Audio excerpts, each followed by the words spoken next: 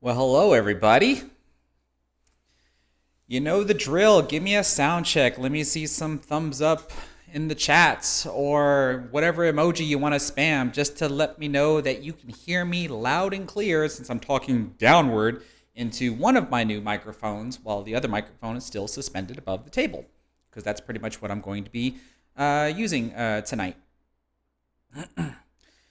It certainly has been a while since I've done a live stream, hasn't it? I can't begin to tell you. And right before I went live, I just published another video.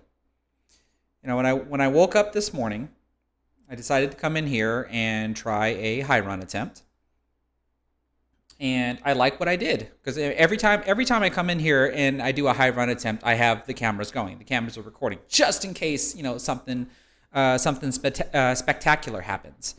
And I had something good happen, and so I wanted to make a video of it. But when I was done recording, I decided to take a break because I had lots, and I mean lots, of failed attempts, like not getting out of the first rack failed attempts before I finally had a good run.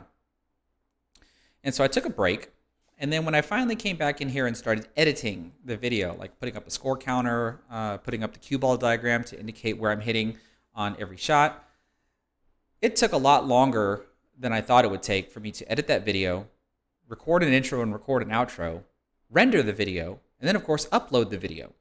So literally, I think probably no more than 5 or 10 minutes before I went live. Right now, there's a new video posted on my channel, and for all I know, this live stream is going to be stepping on that video. So I don't even know how many views that video is going to get, but that video needed to be posted. So so there's content, right? But I've explained on multiple occasions on what has literally pulled back my live streams, and that's just because of work. I've been so busy and stressed out with work lately that I'm usually working late, and then by the time I'm done working, I'm okay with coming in here and just banging some balls around. Like I said, if I just turn on my cameras and just go for a high run attempt, I'm okay at doing that because I'm only going to do it for so long versus trying to put on a live stream for a couple of hours. I'm hoping I'm going to change that here in the near future. So I got a couple of announcements in regards to what kind of changes I'm hoping to have here in the near future. The first one being is if you haven't seen the pinned comment in the live chat, I currently do have another giveaway going on. I just recently reviewed the JFlower JFBK2, otherwise known as the JFforce brake cue. And I'm giving that cue away to a lucky subscriber, except the difference is that I'm not looking for a view count on that video. I'm looking for thumbs up, number of likes. And the video is a couple of weeks old now, and I'm wanting that video to get at least 1,000 likes because the very first product review video I did got over 1,000 likes. And then the last few have gotten around 700 or 800. So I figured right smack dab in the middle with 1,000 would be rather easily achievable. But lo and behold, I think that video, I can pull it up right now. I think that video currently has 4,400 views and only 524 likes. So I can only imagine that if everybody that viewed the video actually gave it a thumbs up, the giveaway would have probably already been over with, nonetheless. So, if you're new to my channel, or if you haven't even seen the video that I'm talking about, check the pinned comment in the live chat here. Be sure to check out the video. Be sure to like the video. Leave a comment in the comment section below, and then make sure that you're subscribed to my channel and have your subscription list be public.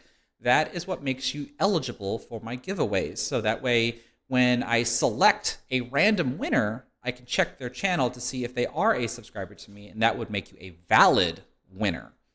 So I'm gonna sit there and let that video rest for a bit, so that way, if it gets to 1,000, great. If it doesn't get to 1,000, I'll eventually still, maybe just go live and then just give it away. But it's gonna at least be a month or so before I decide to do that. That's typically how long I've usually waited on a lot of my giveaways. Is I'll let whatever video I announce a giveaway on to sit for about a month or two, and then I actually select a winner based on the conditions at which I'm asking to be met.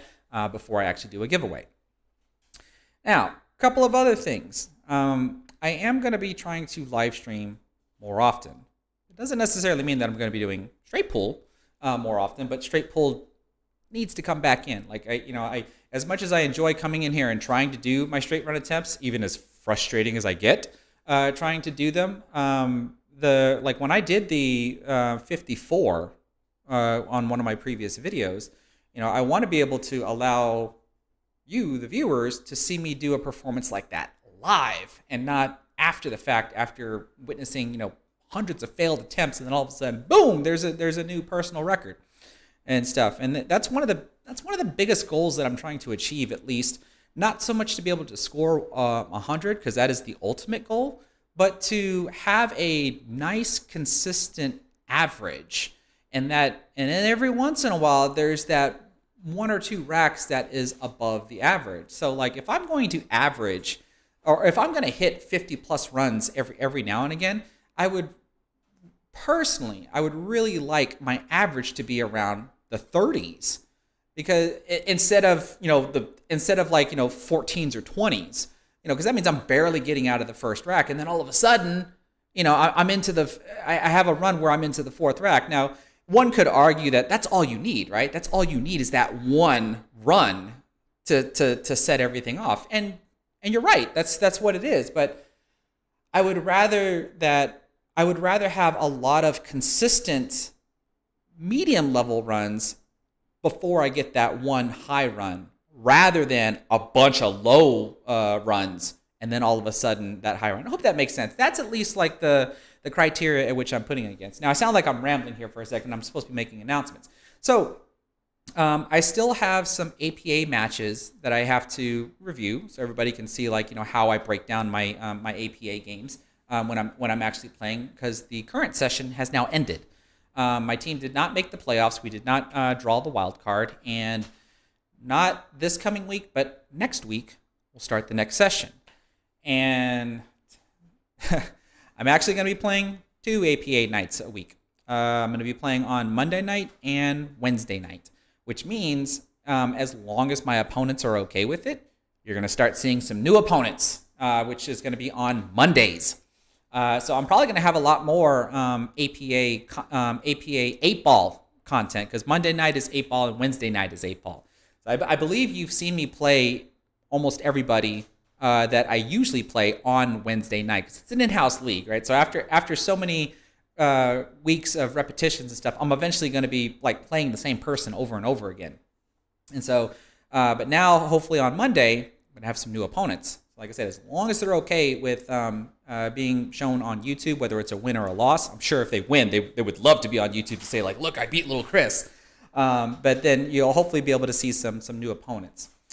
Another thing I want to try to start doing is I want to start trying to bring back my coaching lesson videos that I've done. Now, the thing is that I still have 3 that are over a year old.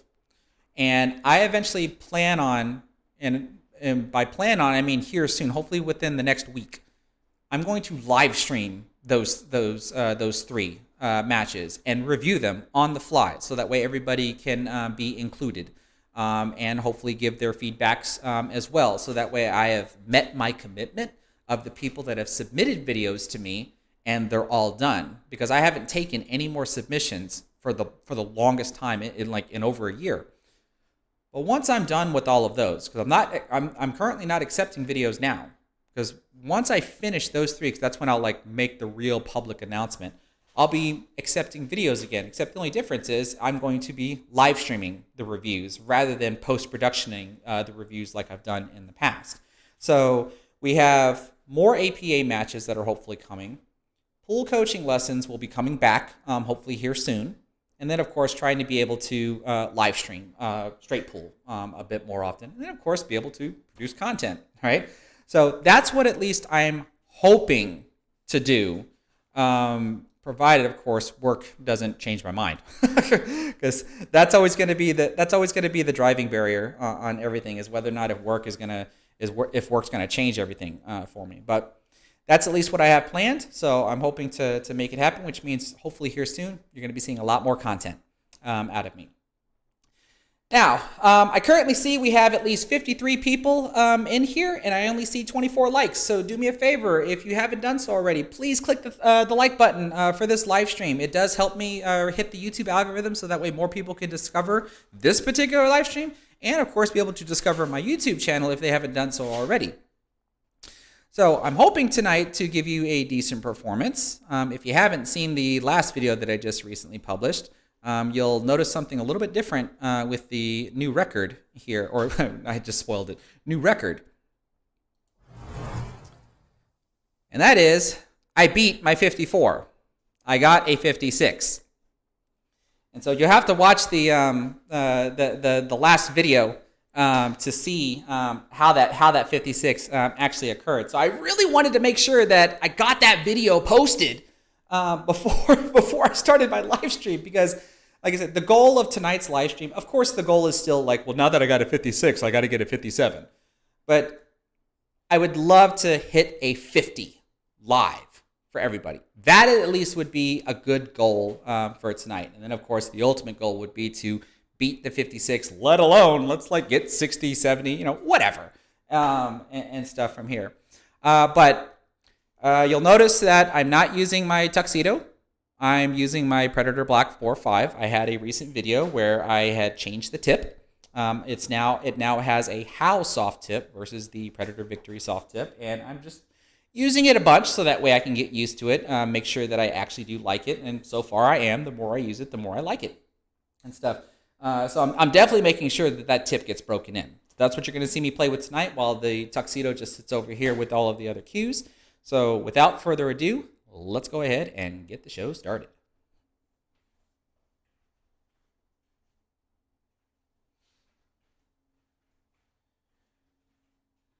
Now, while I'm out here, here's where the other microphone is. I have another microphone. I just don't have the audio interface yet where I can plug 3 microphones in at once. So if I'm here, I probably don't sound as good as when I was sitting at the table with the microphone directly underneath my mouth. But the table sounds are gonna be okay. But when I talk, especially when I'm around the table, I'm gonna sound rather echoey, which is to be expected. And hopefully, when I get that other microphone in, I'm going to have one at this half of the table and one at that half of the table. And I probably have to install some soundproof panels up above on the ceiling to help dampening some of the echo. But I hope you at least can hear me. So, cause I'm usually not going to be calling shots out unless, of course, the shot is not obvious. Like if I'm doing a bank shot or a combo shot or whatever. If it's an obvious shot, I'm not going to be calling it out. And then every once in a while, I'll probably at least vocalize what it is I'm thinking, and I hope that the microphone will actually pick me up. I'll just make sure to try to talk loud enough so that way the microphone does pick me up. But the idea is hopefully to be to where I've got enough sound coverage here to where I don't have to speak with an elevated voice just for y'all to be able to hear me. I want to be able to just talk normally, and everything sounds just fine. Probably still won't be as good as when I have my headset microphone with the microphone piece right next to my mouth, but it still should be good enough.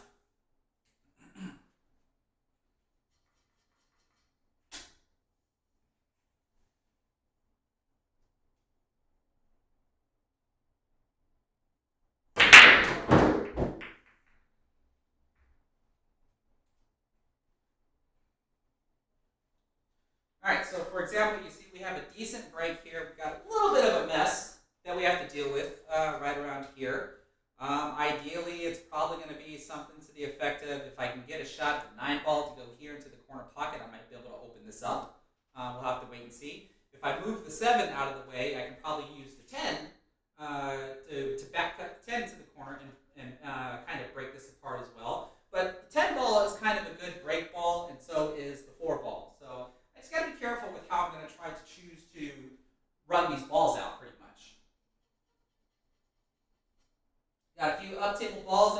to deal with, because these are typically a problem, because usually you just want to be able to play half table pool and just keep everything down here.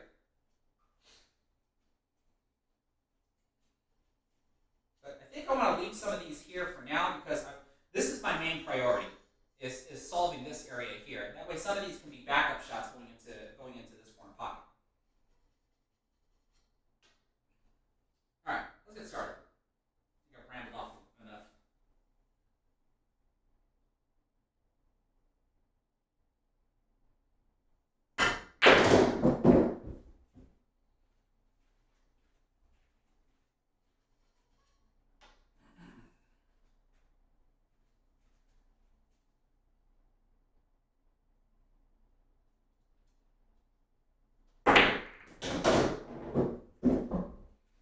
See what I mean about how the 9-ball help opens this up nicely?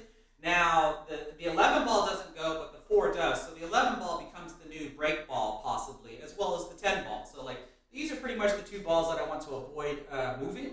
So that way, hopefully, I can get into the next rack.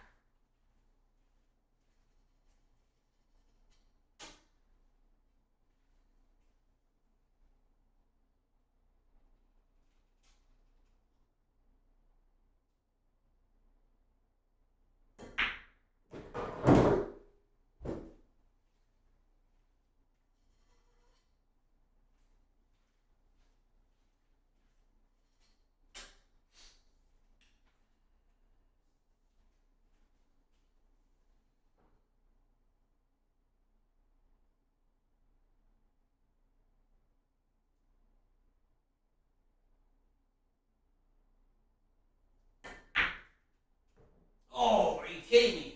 All right, so that's a really slow start.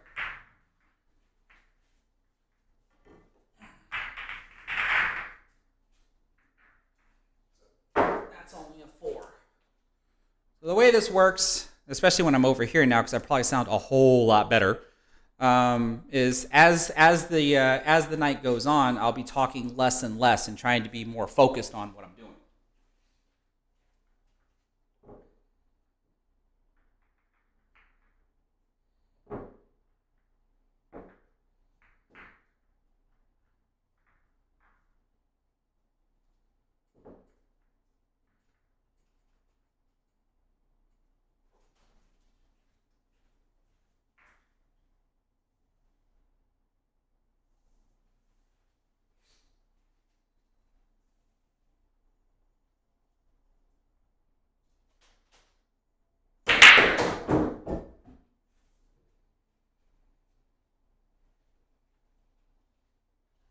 Okay, so this break was a lot better. You can see we have less of a mess that we have to deal with here.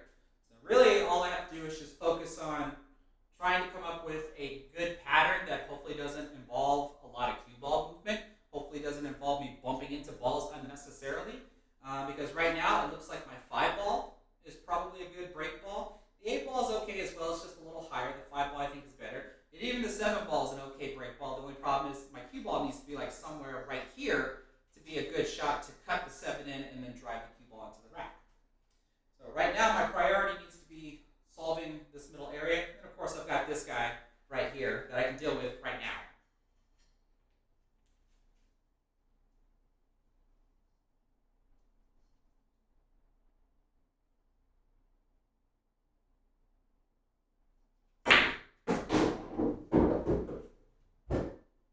So with that ball gone, now you can see I'm playing half table pool, because there's no reason why my cue ball needs to come up here, unless of course I get some sort of bad angle coming into the side pockets and I have to send my cue ball up here and then bring it back down here. But hopefully I won't have to do that.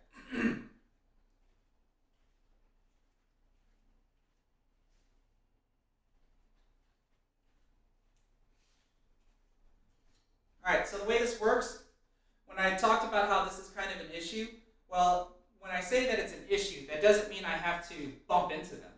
So what I can actually do is, if I remove this 3 ball at some point in time, I can't shoot it now, but if I remove this 3 ball, the 13 ball will freely go into this corner pocket. And when the 13 ball goes, that means the 15 ball can freely go into this pocket here. So like, there's nothing I really have to disturb here. I just have to make sure everything has a path to go there. And so that's usually what helps me build a pattern to help figure that stuff out.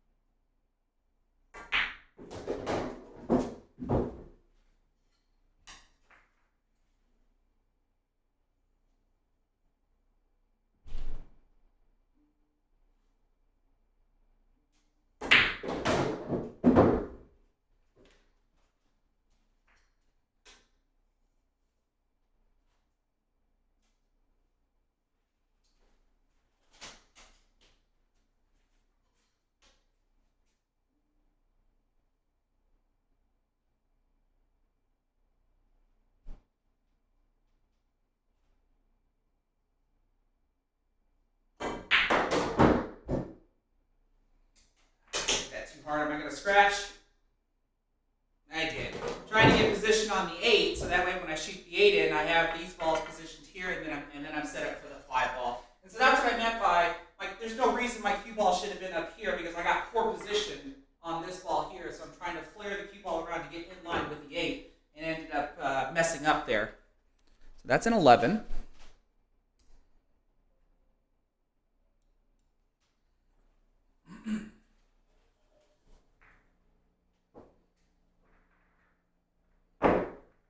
So there's at least the basic idea of straight pull.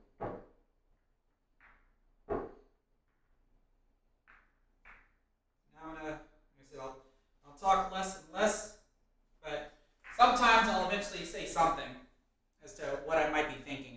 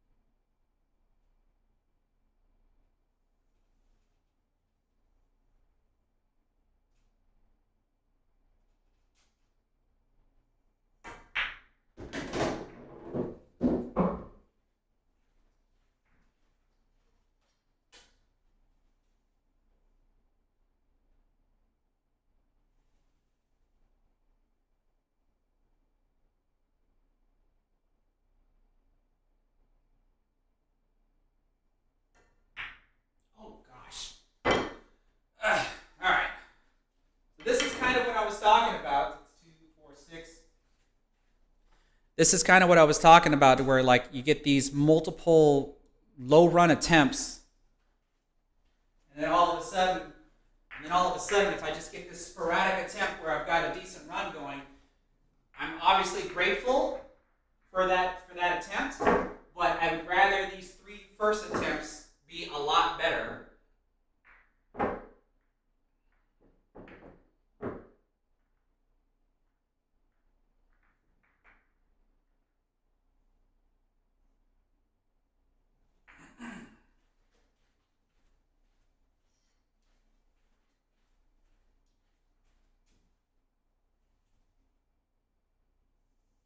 And I had a particular pattern that I was going to run the rest of that out, and it was starting with that shot that I did there. It was probably a better pattern, but I already had one in mind.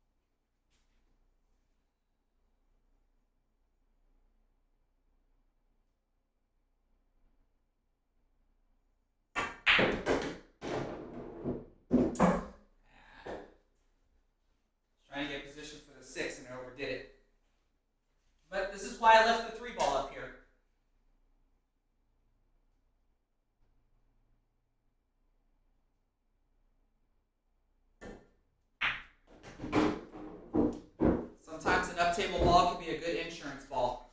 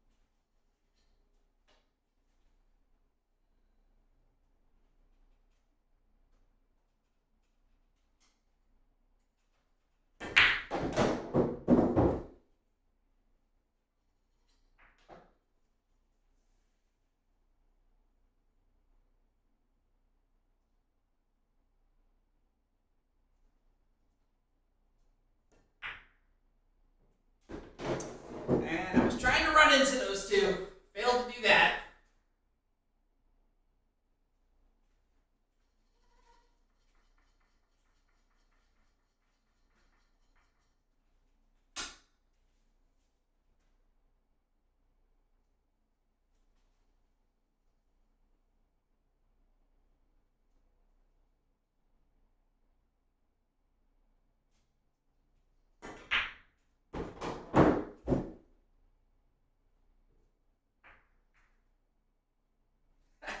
Kind of, sort of.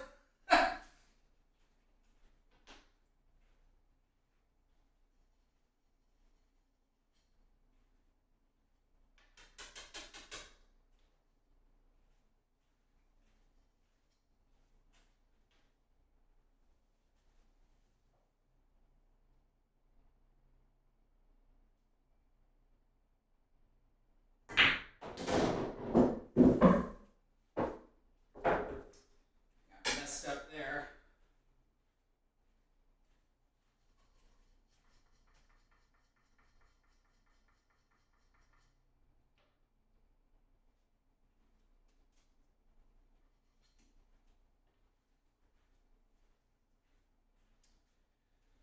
Oy.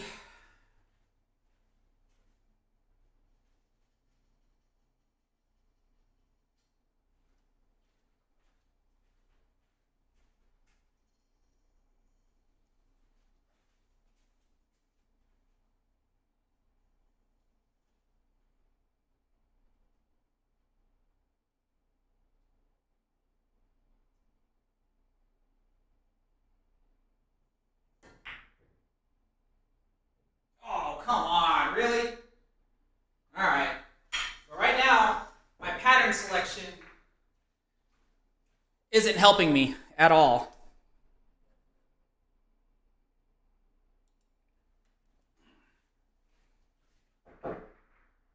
Which I always openly admit is the worst part of my game. Is just patterns. Is pattern selection. Figuring out the best pattern to run the table, move the cue ball the least, not disturb balls that don't need to be disturbed, and just literally try to make my high run look boring.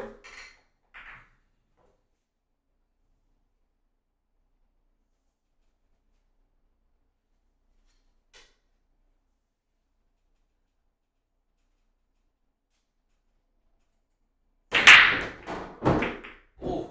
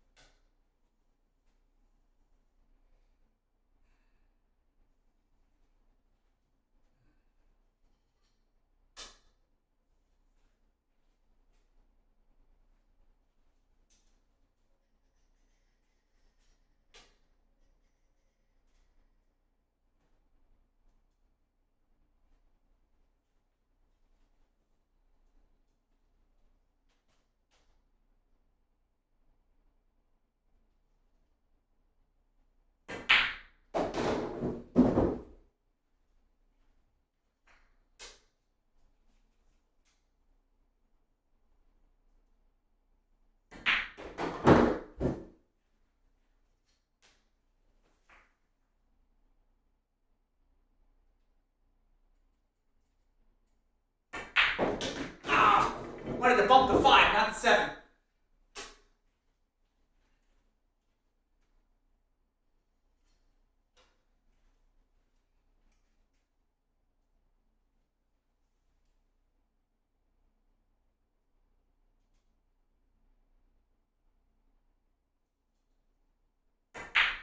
Oh, gee whiz. Ended up back cutting that ball.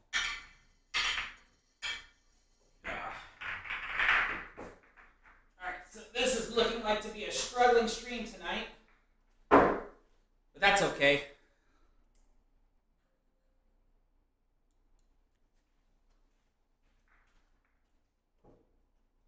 That's the whole purpose of me live streaming, is so you can see how much of a human player I am. But then every now and again I'm hoping to do something good.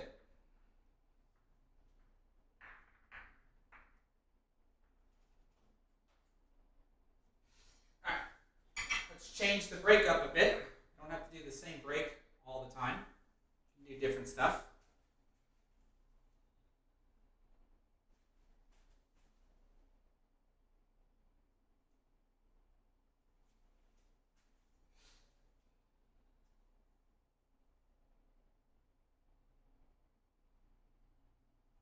Uh-oh. Woo, that was close. That was close.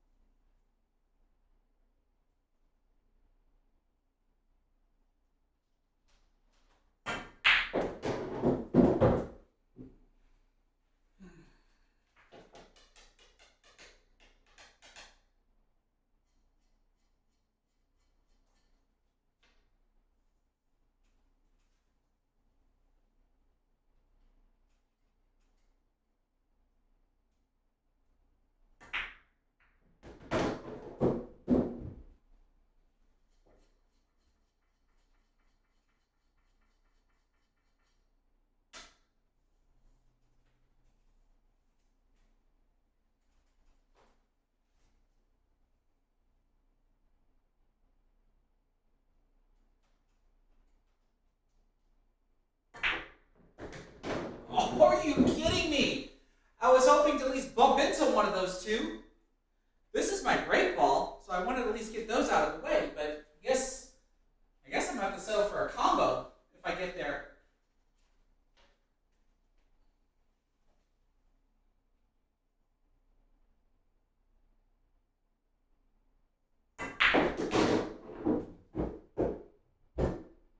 Yikes. The heck is that?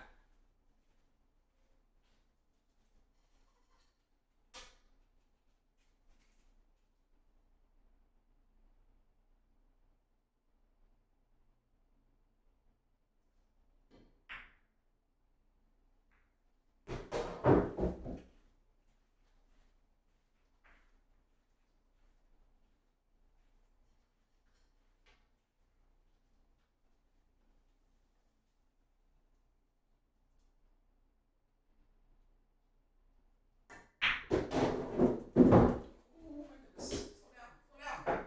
Gee whiz. Alright, I guess I'm gonna go for the combo. 7 ball.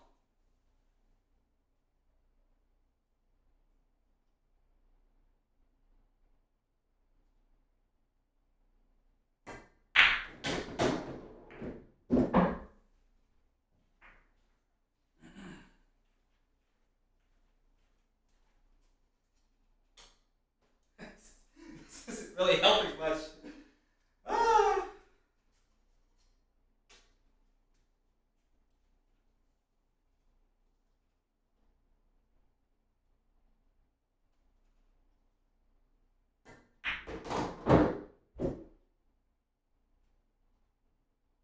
Oh my goodness. Wow. I'm trying to get position for the 15 ball here, but did I think I was going to come that close to scratching?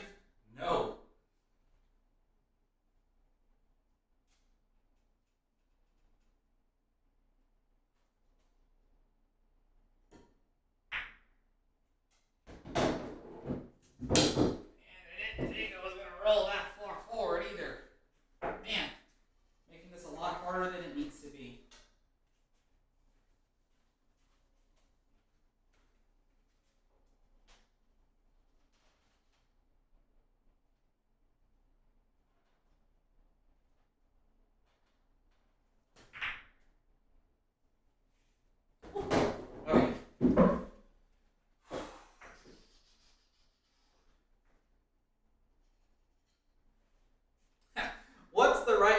run this out and have a shot at that 11?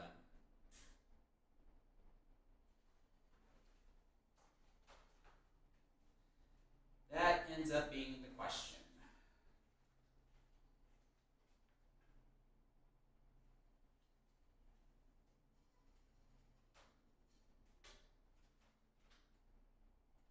I kind of wish I had a ball right here. That would make things a lot easier.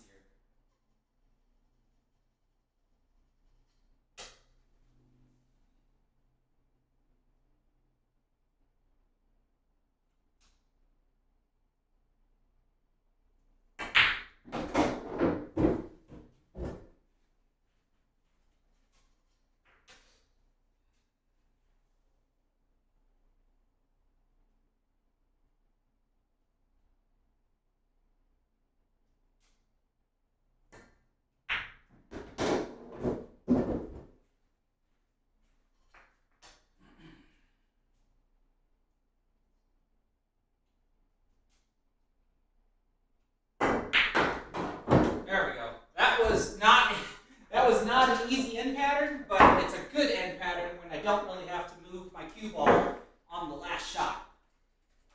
It'd be better if my last 3 or 4 shots were like that, like just nothing but stop shots. But finally, we're in the second rack. Okay. See if we can get some momentum going here.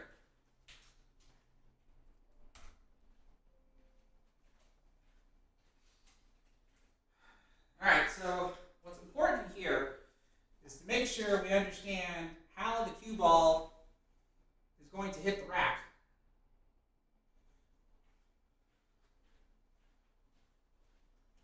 And it looks like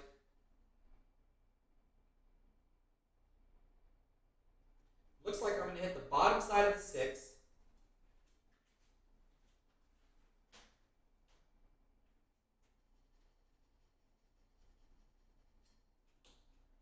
Which means the cue ball wants to go that way.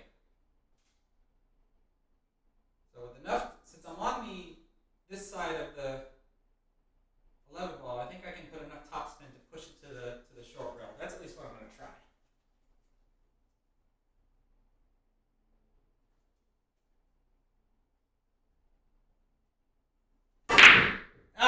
And I missed.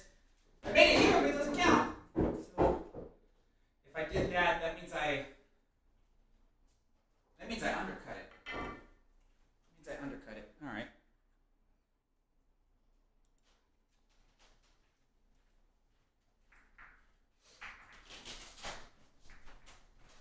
And that's something I'm just notorious for. I can get to the break ball and I'll miss the break ball. I'm very notorious for doing that.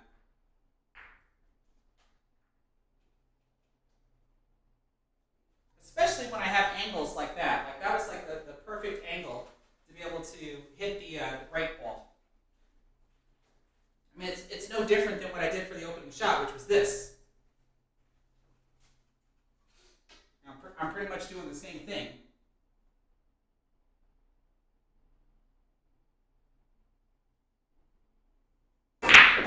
Like that. Like this is basically what I was trying to do.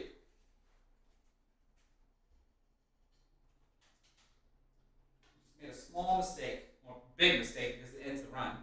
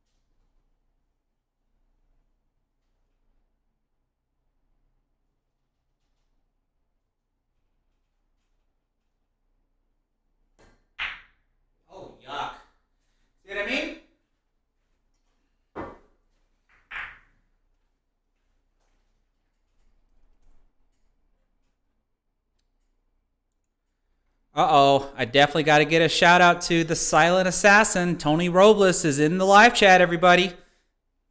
How's it going, Tony? I'm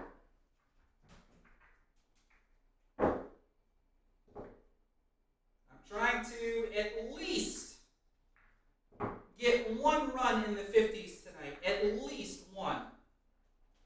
Can't say for certain it's going to happen with the way I'm currently starting out. I got a low average right now, but we're going to keep pressing on.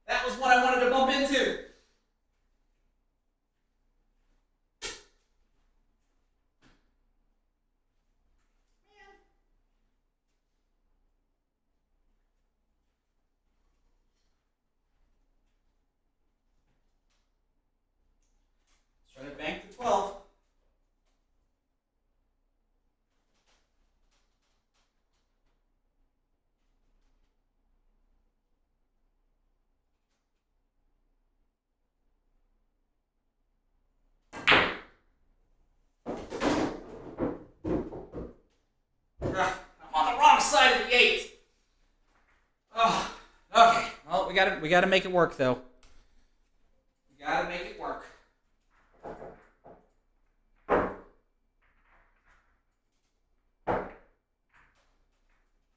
Of course, those are always fun every now and again, to just to have like a good shot come up, or a difficult shot and being able to hit it.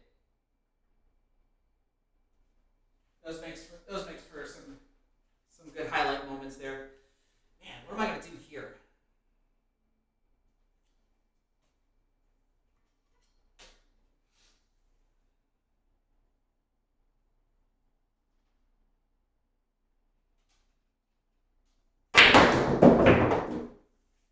That's what I figured was gonna happen. I'm gonna run right into the rack and like nothing's gonna happen. What do you do from here? Yuck. What can you do from here? Let's see here. Can I read anything out of this? I don't think I can.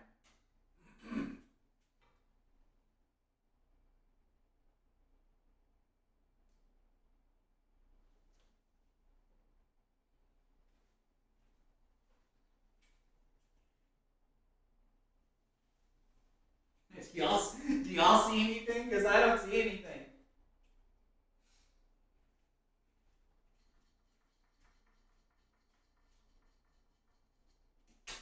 I'm gonna try the 7 ball in the corner.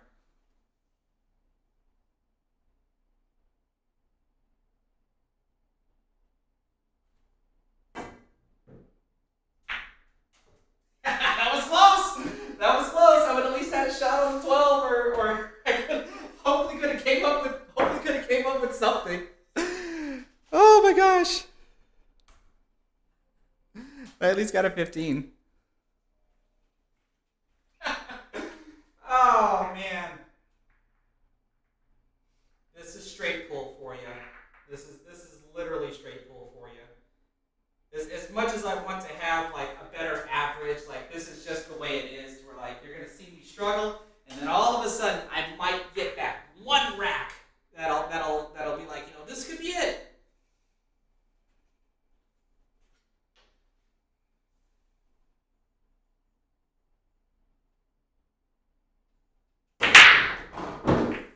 But hopefully in due time that'll change. Hopefully in due time that'll change. Like I'll start having better cue ball control. I'll start having better patterns. And it's just a matter of time when that actually happens. The more I play, the better I start to get.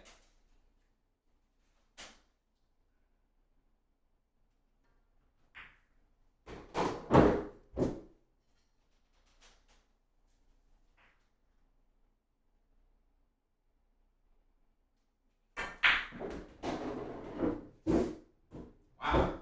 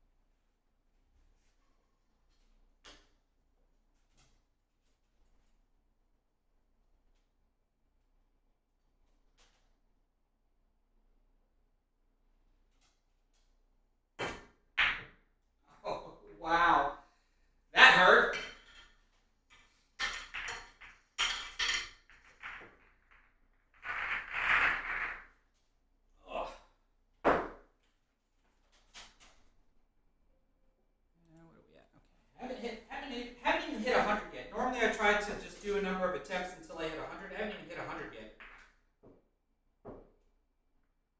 Where all my scores added up total to 100 or more.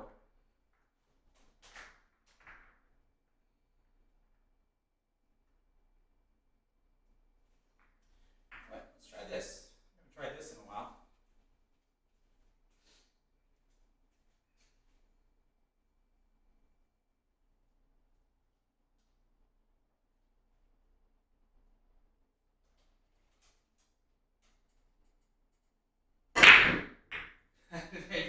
Now you might know why. I'm not going to count that. Not going to count zeros. There'll be a point in time where I probably shouldn't even count ones. Like, let's at least count a rack that I actually like get into.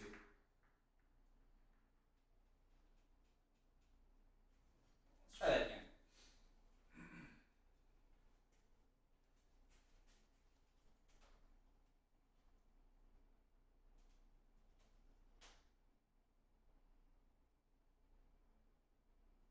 There we go.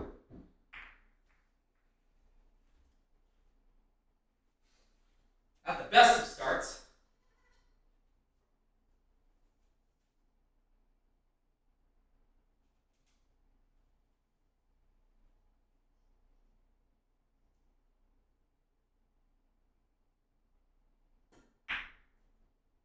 Oh, golly.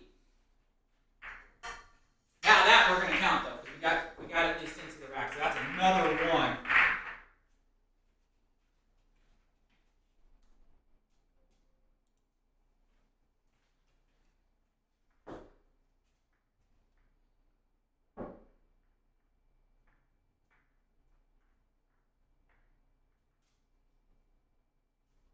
But sometimes we got to be able to practice all these different types of breaks. It's all depending upon how the rack spreads out. We never know what might end up being a break ball. On the side of the rack, the back of the rack, the front of the rack.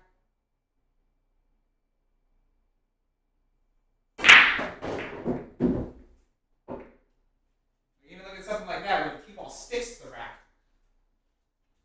And it's stuck to the rack where I can't even shoot the 5 ball. And I can't shoot the 7.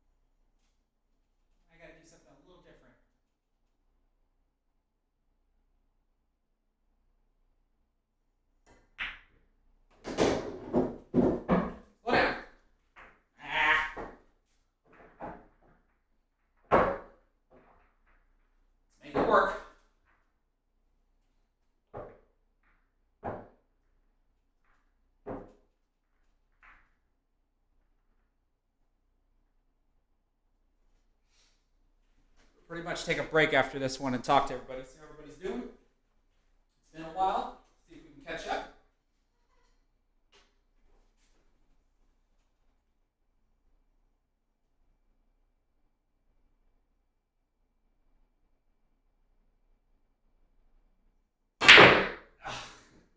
That's what I get for trying to open the rack up. All right, so that's a 14. Okay. So what this does, because now that I'm over here, I can talk with a normal voice, being so close to the microphone. Anybody that's new to the channel, you'll see here that it took me 12 attempts this time to be able to score at least 100 points, which is in the wrong direction. I think the best I've done is so far that I've gotten like 6. I think it took 6 attempts to be able to. Robert Allison, you're asking about Zelda. He is inside the house. I currently have the door shut. I can open the door and see if he'll come in.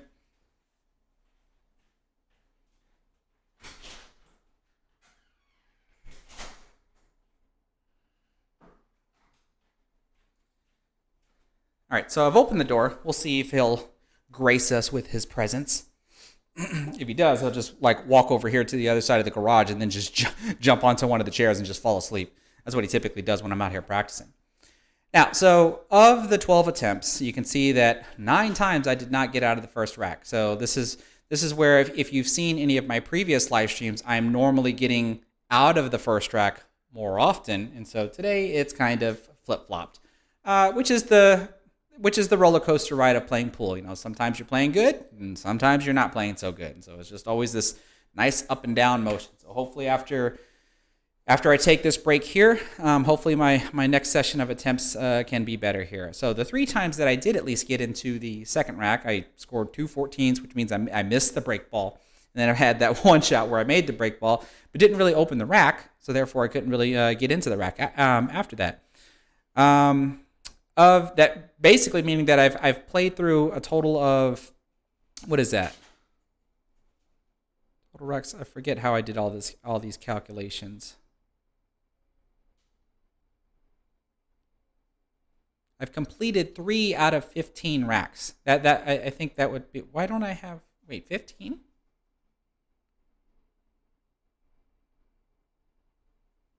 Why does that say 15?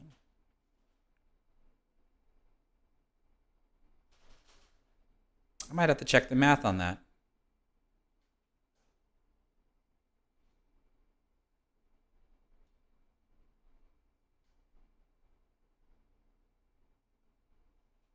No. Okay, I guess that's right. Yeah, I guess that's right.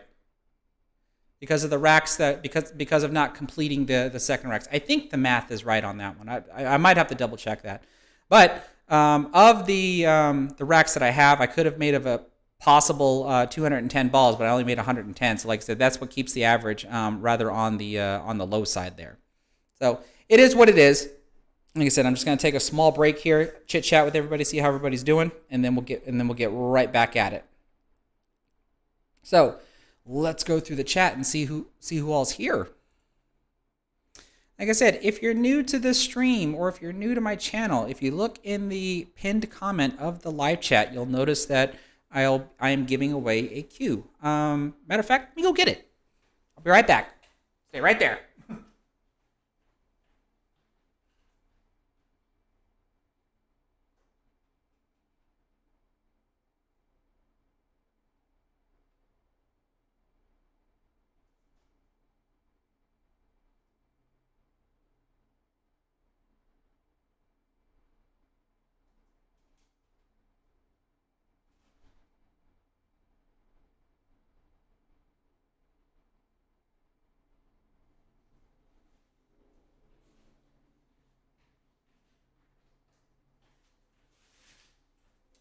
Okay, so if you look at the pinned comment, and if you haven't seen it already, I did a product review on this cue here.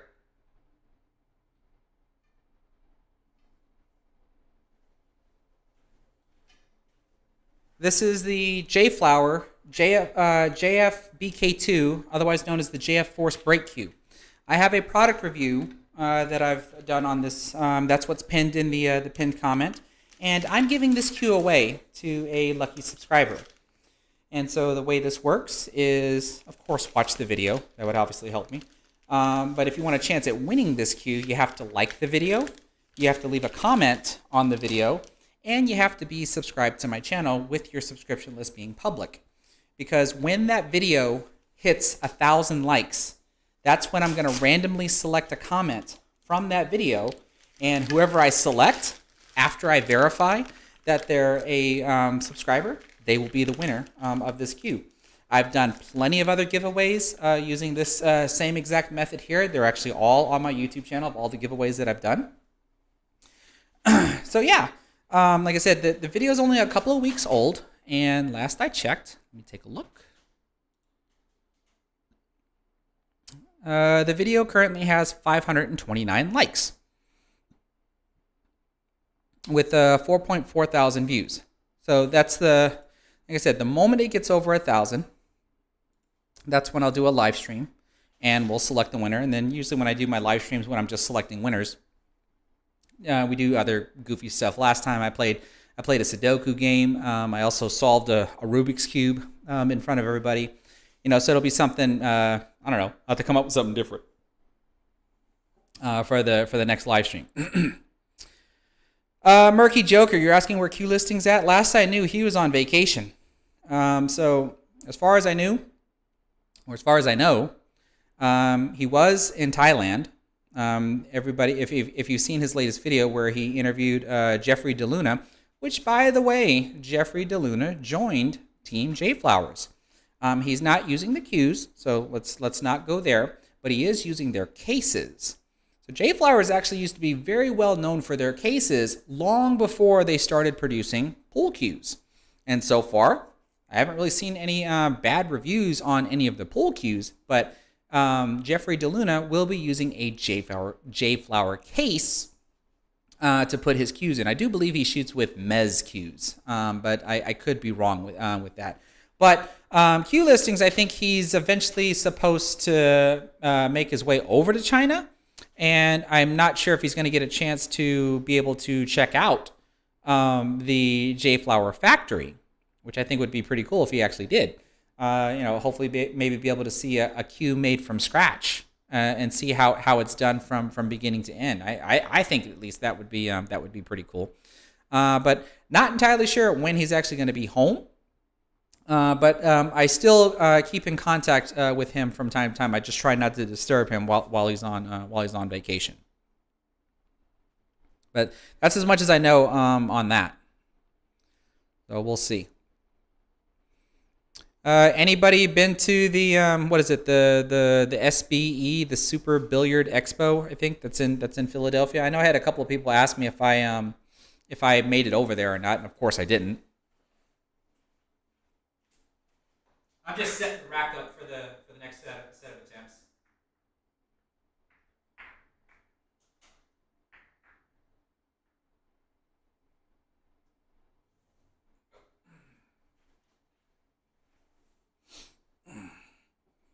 Murky Joker, you're saying I need a Mucci?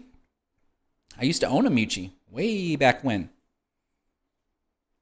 Actually, I used to have 2 Muccis. I just don't have them anymore.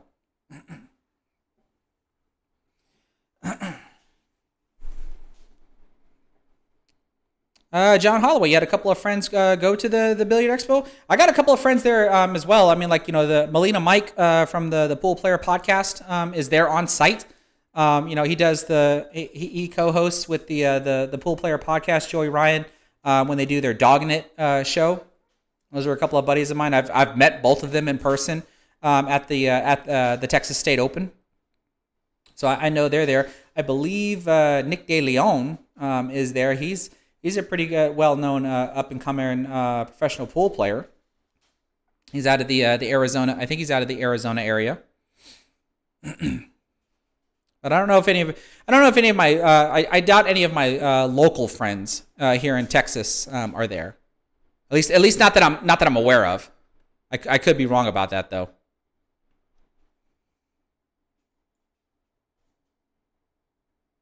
Eves, you're talking about the Roadrunner, Savannah Easton. That girl's gonna be a beast.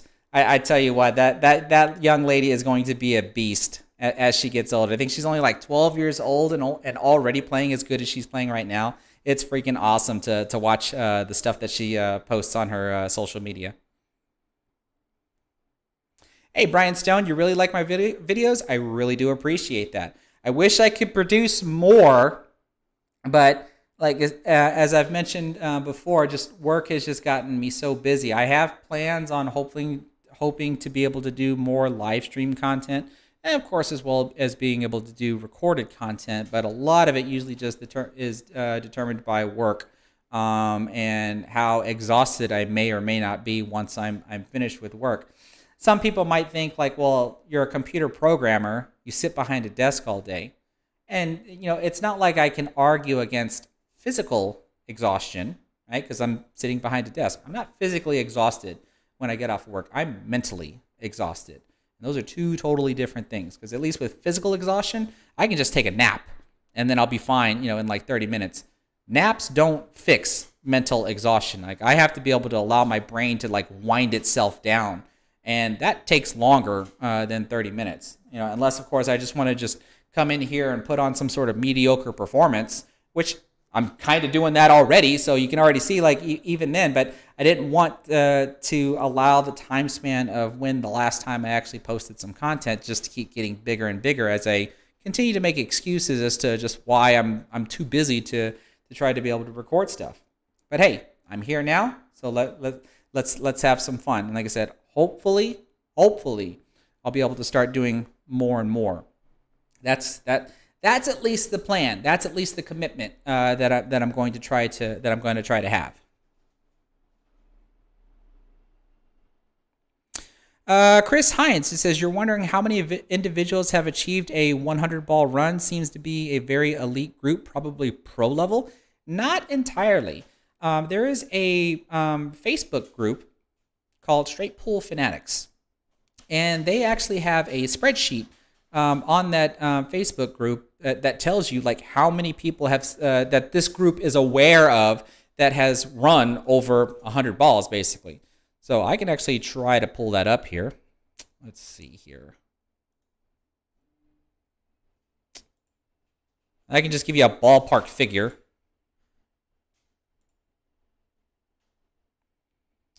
All right, so let's see here. This is just a ballpark figure of how many people that they are aware have ran over 100 balls.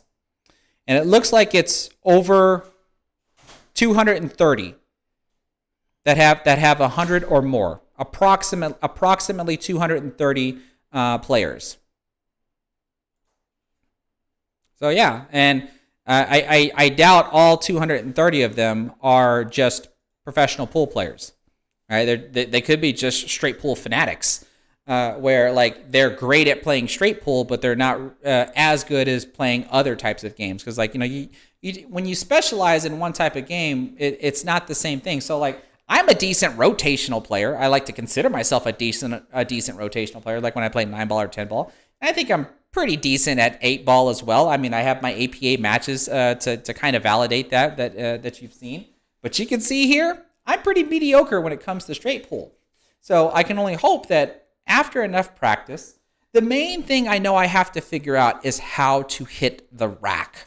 Like wherever the break ball is at, how much power, what type of spin to put on the cue ball, to really understand the trajectory of the cue ball going off of the object ball into the rack and how the rack is going to spread out. If I can figure that out, like how I figured the 9 ball breakout, because when I break a rack of 9 ball, provided of course it's on a template rack, so all the balls have to be frozen. So if I have the perfect 9 ball rack, and with the way that I break, I can pretty much predict where all 9 balls are going to go. So if I can put that amount of study into the 9 ball rack, if I put the same amount of study into the straight pool rack, on top of, like I've already admitted, improve my pattern plays, to reduce the number of mistakes that I've made, then hopefully I start to become a decent straight pool player. Anybody that's followed me should hopefully knows that I don't really like to describe myself as a good player. I always like to use the word decent, because good is is to me is just a much stronger word, and I know a lot of people in my local area and within like a good mile or two drive radius that are just much better players than me. And I mean, it is what it is. I have what I have, and I try to do it with what I can do.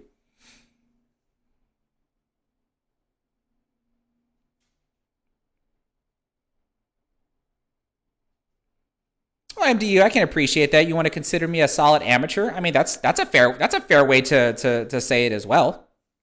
I don't have any issues with that.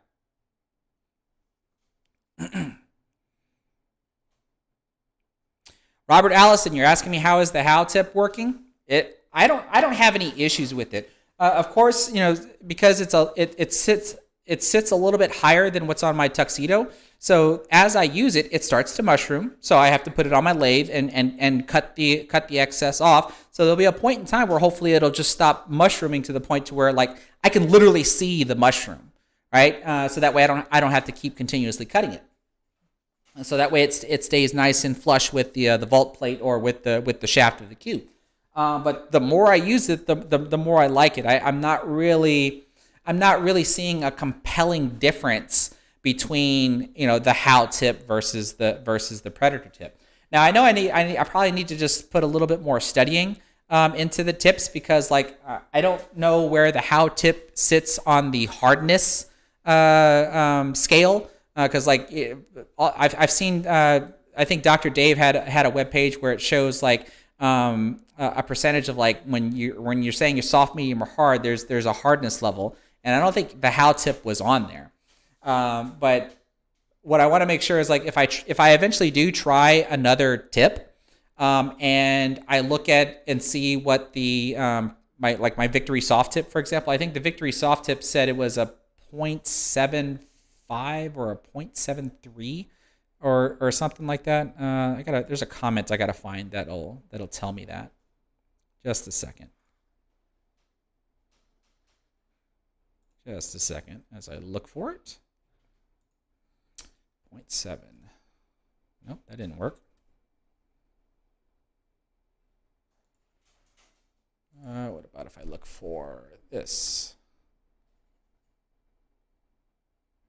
Oh, no, never mind. This was on good old Reddit.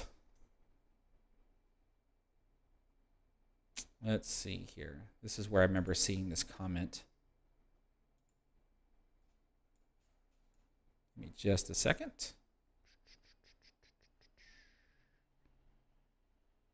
Wasn't that one?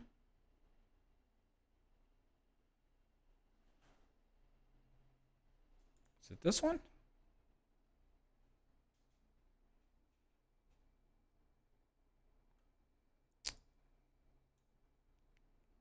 Nope, I don't think it was that one.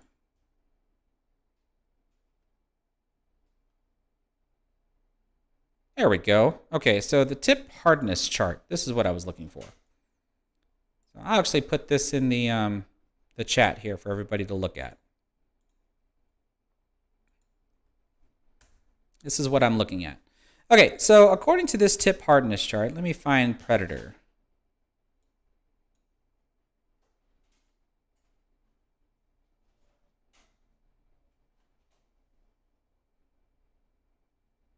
Is Predator even on this chart?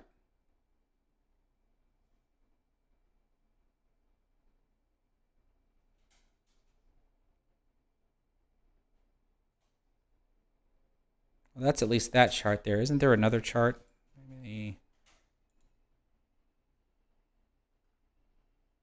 There we go. Here's another chart.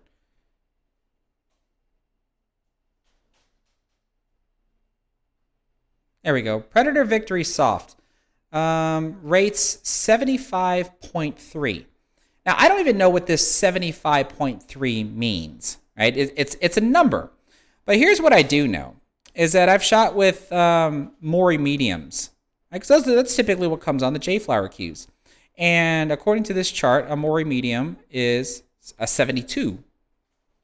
Right? So 75.3 versus a 72. Right? So that's, what is that? 3.3 difference. Well, what the heck does that 3.3 difference even mean? right? Because I can tell that the Mori medium is a bit harder than the Victory Soft in comparison to what I've been shooting with. Like that's a thing. I can admit that. But does it mean that it's 3.3 harder? Like that's the part that I currently don't understand about the hardness scale or all the numbers that are on that sheet. So I got to study that a little bit more because where does it rank? With, like I said, the how tip isn't even on any of those charts, so I'm not entirely sure like how it would rate. Does it feel as? Does it feel as soft? You're gonna have to just listen to the sounds, right? So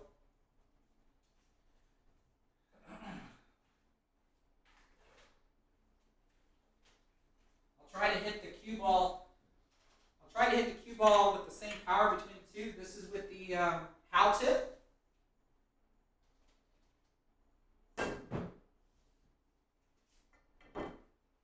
And this is with the Victory tip.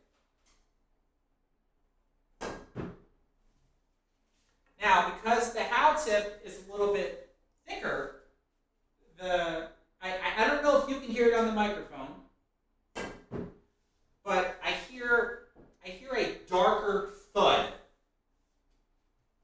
than I do with the Victory tip. So I don't know if that does it any justice. I mean, like a buddy of mine told me I need to get like a sound decibel reader to try to really prove a tip hardness thing, and that's something I may look into to where I'll actually have like a sound meter sitting right next to the cue ball when I actually hit the cue ball and see how much the needle actually moves when I actually shoot. So I'm not entirely sure exactly like I said how that stuff works. All I know that I could go off of is when I hit with it, what does it feel like and what does it sound like? And usually, at least between like soft, medium, and hard tips, you can definitely tell a difference in the sound of the hit, but the feel of the hit is going to differ from person to person. So we're just going to have to wait and see. Now, besides all that, let's go ahead and try to do another set of runs. So I currently have a total of 110 balls, so I'm trying to wait till I get to 210 before I take another break.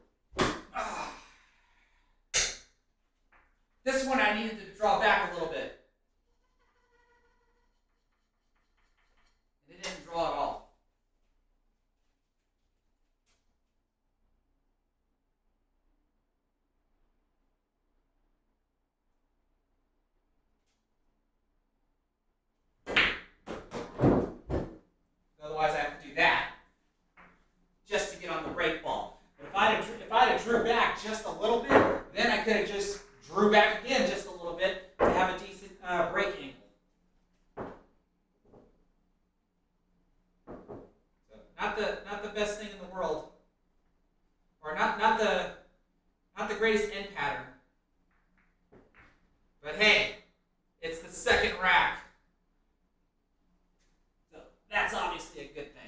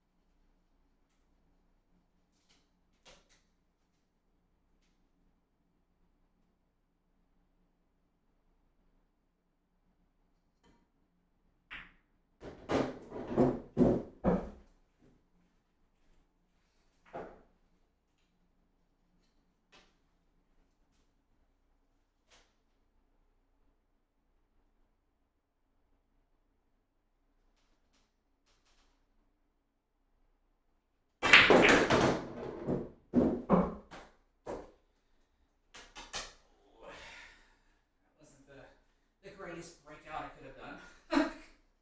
But hey, we got something out. So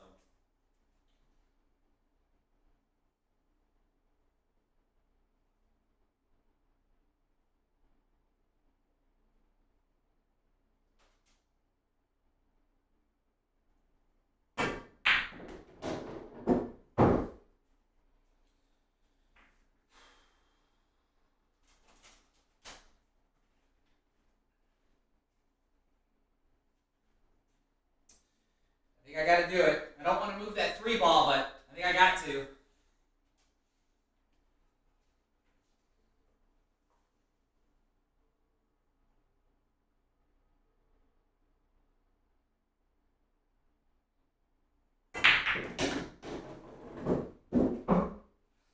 Okay, at least this guy became a break ball.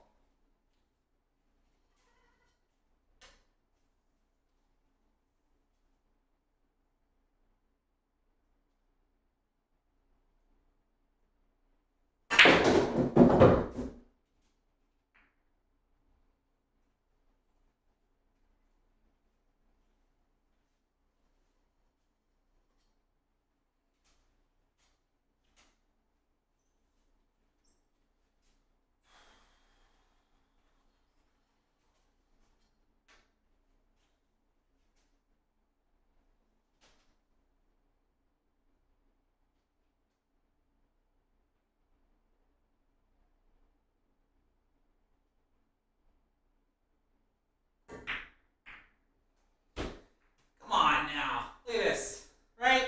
It's little things like that. This is the most frustrating part about this game here. Is missing shots that I don't think I should be missing, but of course I do. 6, 7 more, 21. Finally broke into the 20s.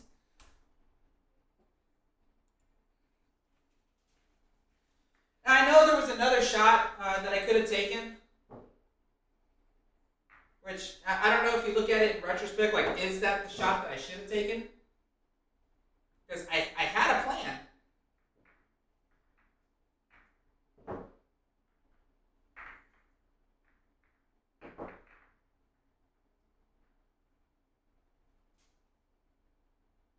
But I'd rather my run end because of not getting a decent break angle or not getting a decent break. Not because I'd miss a shot that I normally probably wouldn't miss under any other given circumstance.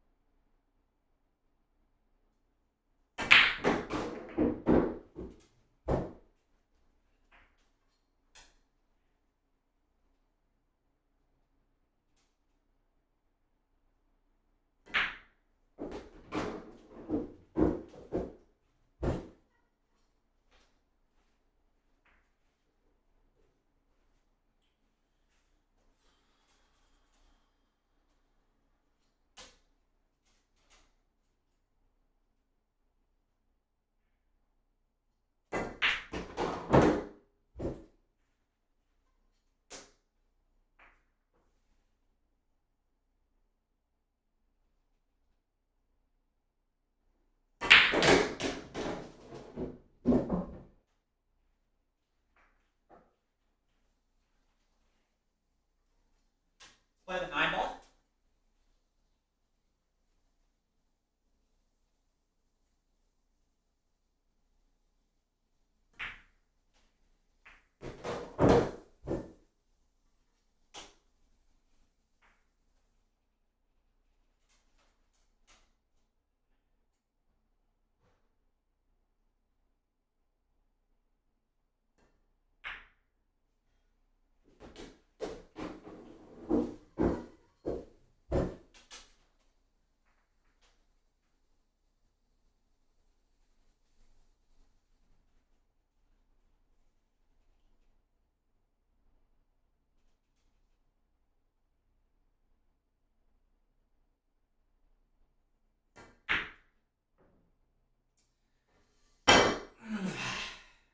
That is also very, very frustrating.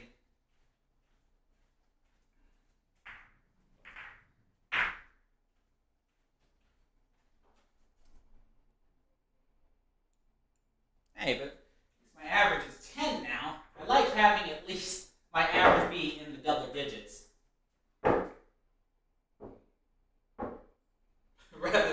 rather than the single digits.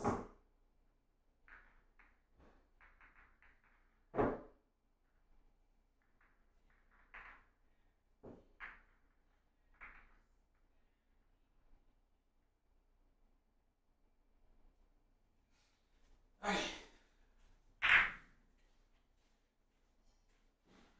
At least this go around, let's stick to the brake that's working. We'll just deal with the other brakes as they come up.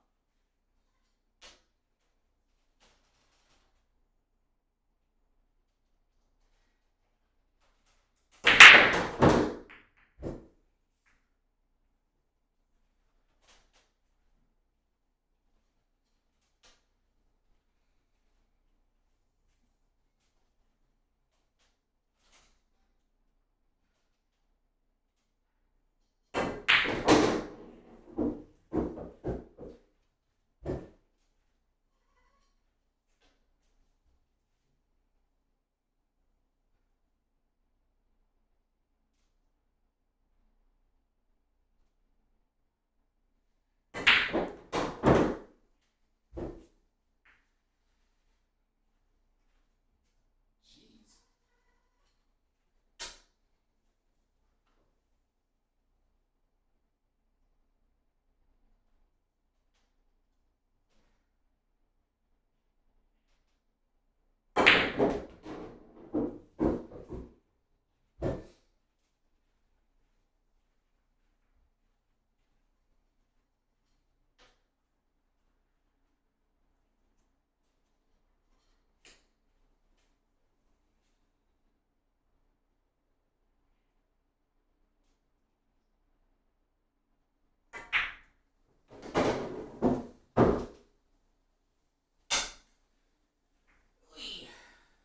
I didn't get the position I thought it was going to get.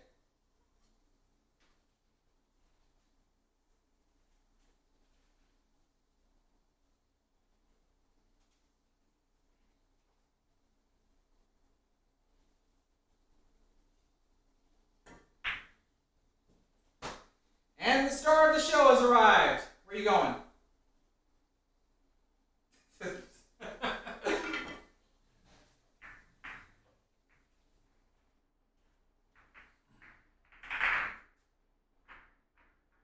Let's see. That's just a 5.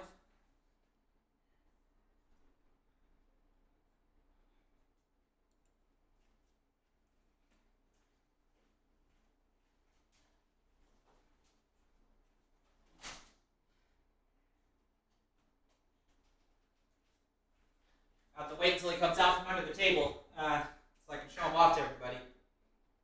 He'll eventually come over here and have a seat over here.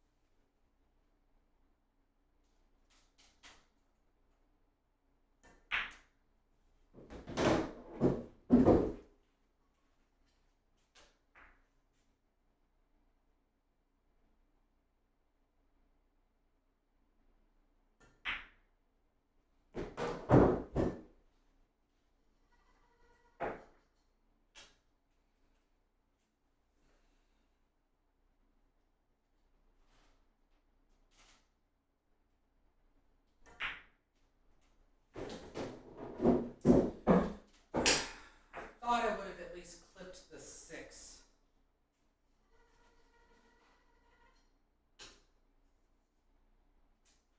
This makes things harder.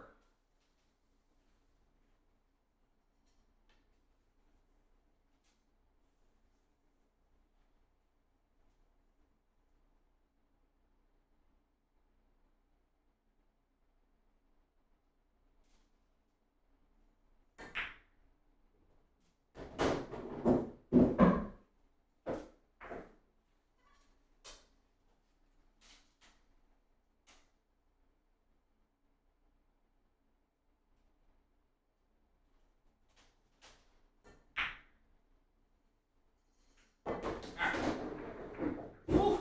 I have a rack outline, and so as long as I can see that the ball is not, any part of the ball is not overlapping that outline, then I know it's considered outside of the rack.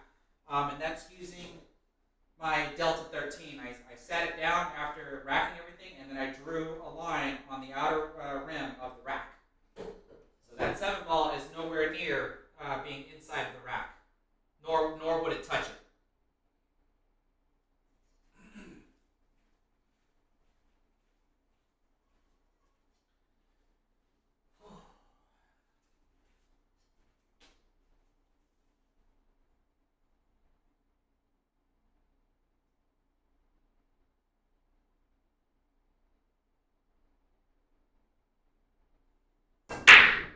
Oh, and I end up overcutting it. Like I said, that is just my nemesis. And it's weird too, because I would have to say that if the rack wasn't there, and all I'm doing is just making the ball. Like if I'm just shooting that 7 ball the way it is, that was just a 14. If I'm just shooting that ball the way it is and the rack's not there, I'm going to be hitting a little bit softer. And then more times than not, I'm probably going to make it. But I just can't seem to get over this mental aspect of that rack being there, hitting it at a certain speed, and making sure that I get a decent open rack, so that way hopefully I can continue a high run. There have been times where when I'm practicing in here, I won't hit hard, like even for a break shot. Like for example, I'll do it here. Even for this break shot,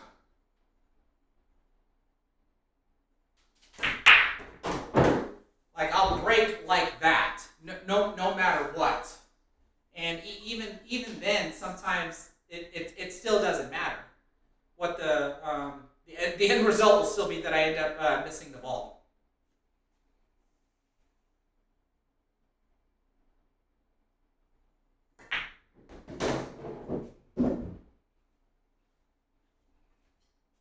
But I'm trying to figure all that out. That's the whole purpose of doing this brute force attempting.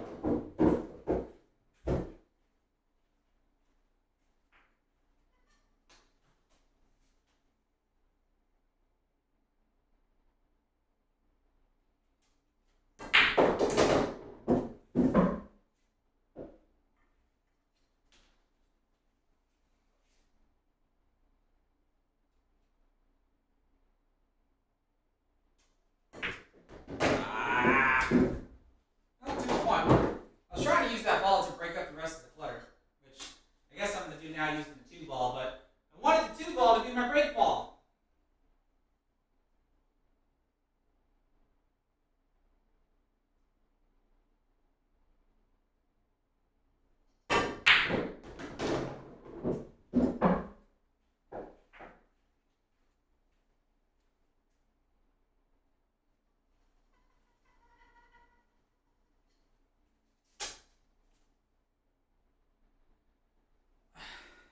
How's that even possible?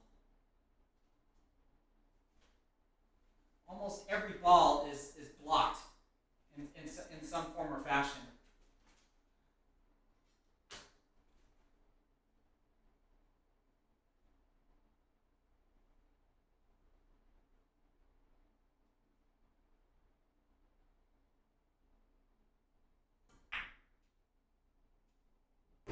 Ooh, jeez. All right, so we look at the 4 ball. Yeah, and the 4 ball doesn't overlap the rack line, so the 4 ball will be. It's the same freaking shot that I missed earlier. So I'm not sure if I'm going to be too thrilled at shooting it again.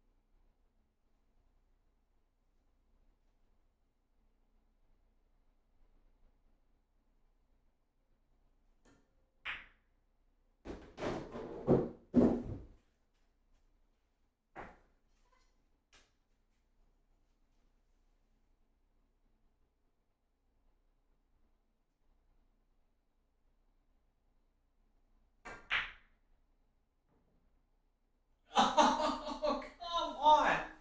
Come on. So that's a 12. What would my break shot look like? It would have looked like this. And there's my break shot. So that's a 12.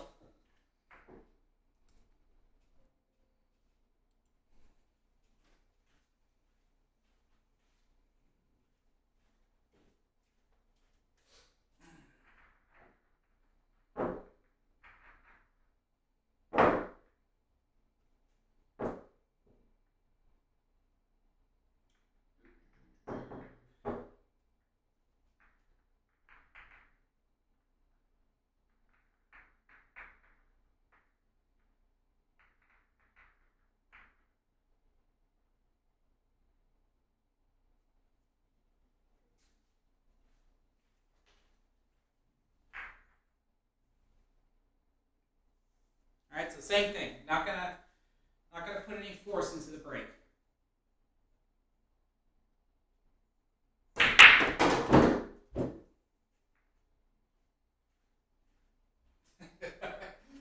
Well, maybe I should have put a little force.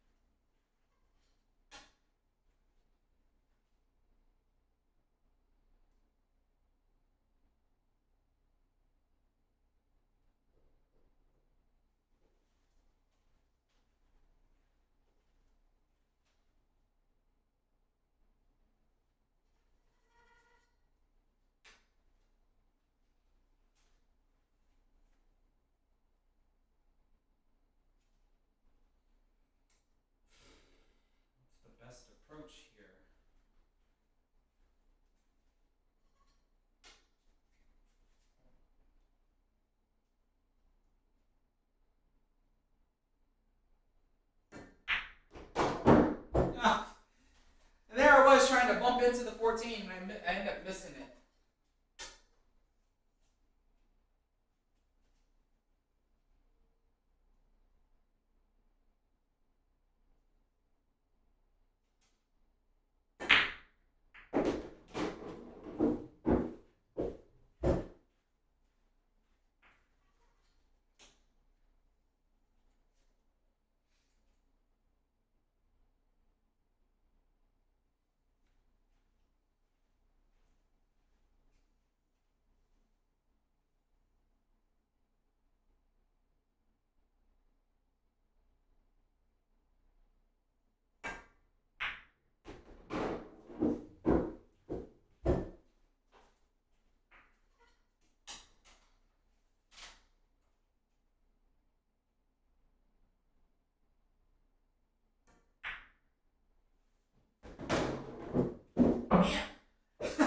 There, I was trying to get position on the 8 so I could bump into the 14 and I put too much spin. Way too much spin.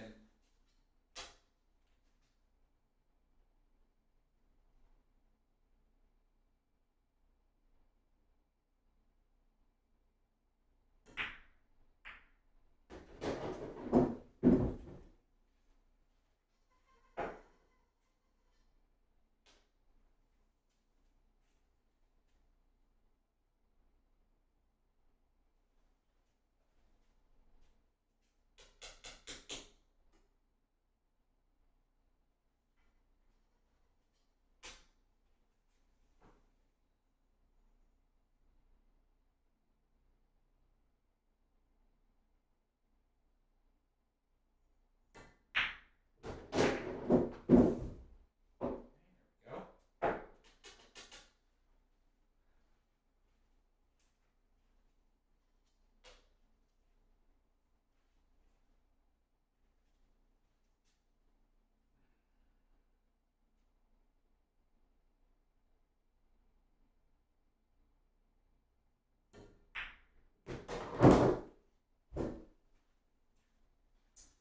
Gotta hit that a little bit harder. Just a little bit.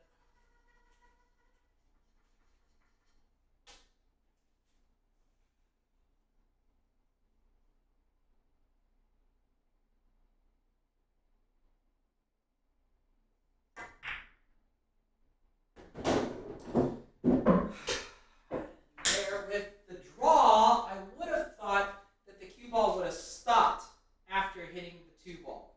Of course, that didn't do what I thought it was going to do. Now this changes everything.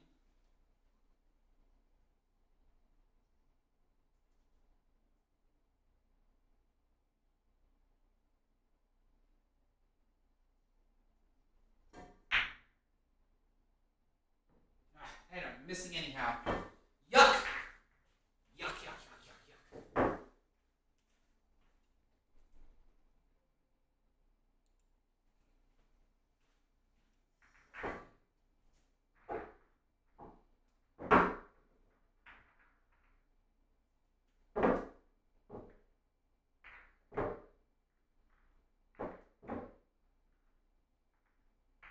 So as you can see, I try to do a little bit of everything to see like what is going to blend well as far as as far as consistency, to be able to one complete the first rack and then of course get a decent break angle. And as soon as I get over that hump of missing the break ball as often as I do, then hopefully we can start seeing some different stuff. Hopefully.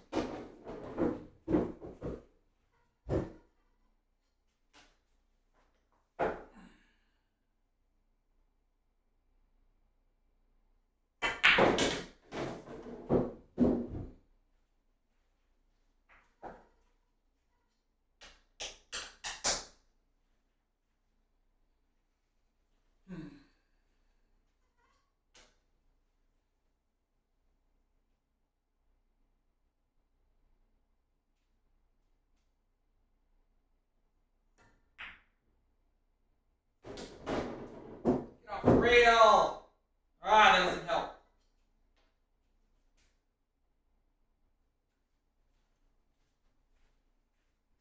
Yeah, that doesn't help at all.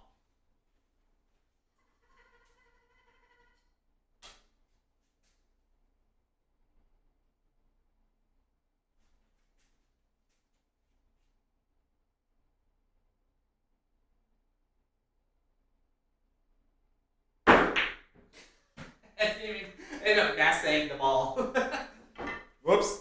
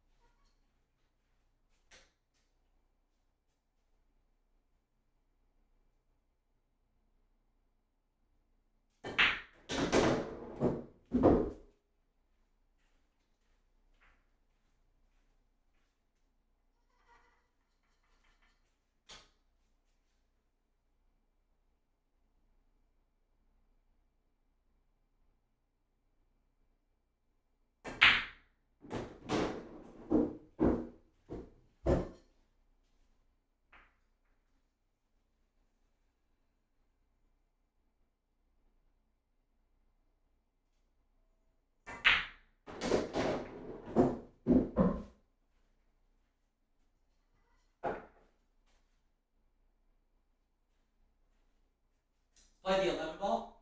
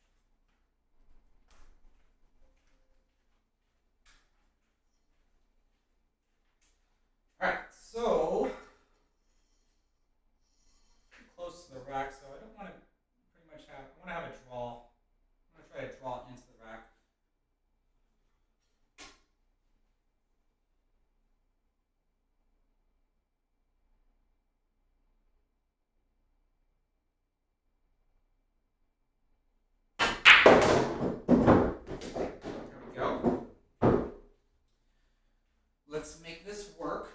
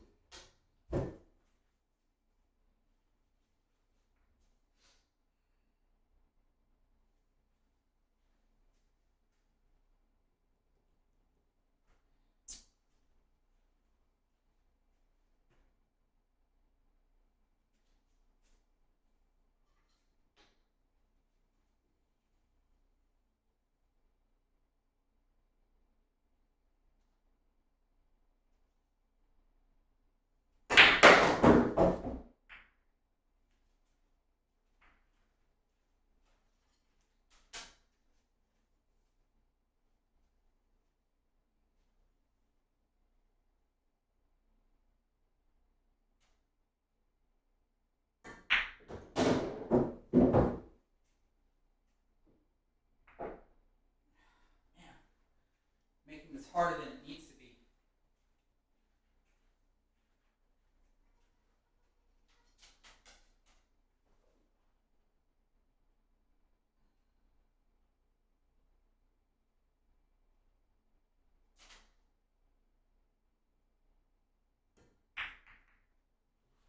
Oh, come on.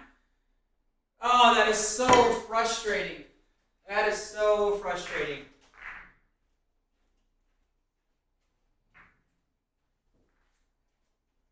Let's see here. Plus 6. That's 20. Hey, all right. I could take another break on that note. Oh, man. So this time you can see that now that I've made 216 balls, but this time I got it in what appears to be 8 attempts, because I think my last set of attempts I got to 112. So since my total is 20, that tells me that I got there in 8 attempts this time. So now you can see that there's 14 times I could not get out of the first rack, and then 6 times I was able to get to the second rack. And at least, now that I've got that 21 and that 20, so it's just like, the slow climb, the slow climb. But it is what it is. All we can do is embrace it and keep moving on with it. All right, so let's see here. Let's see what we got going on.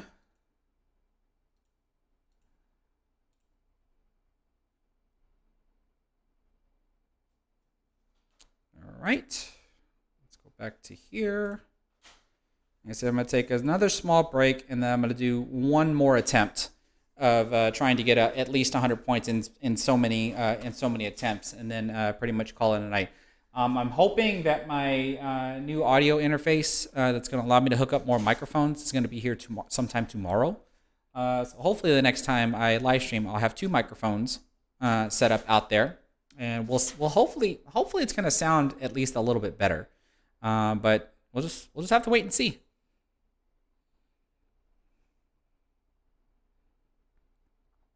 My queue length average is terrible. What in the world do you mean by queue length? Are you talking about my bridge length? And if it's so terrible, you're more than welcome to turn on your smartphone and go to your local pool hall or at your own home and just show us how it's done. Because it's terrible in comparison to what? What are you comparing it to? Are you comparing me to you? I mean, if that's gonna make you feel better, then cool.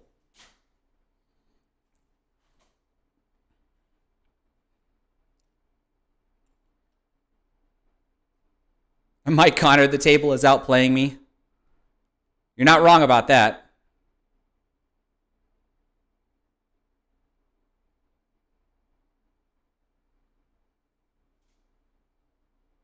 Hey, Pool Drills, we got a man from down under, from Australia. Good to see you. Just kind of scrolling up and see what's going on here.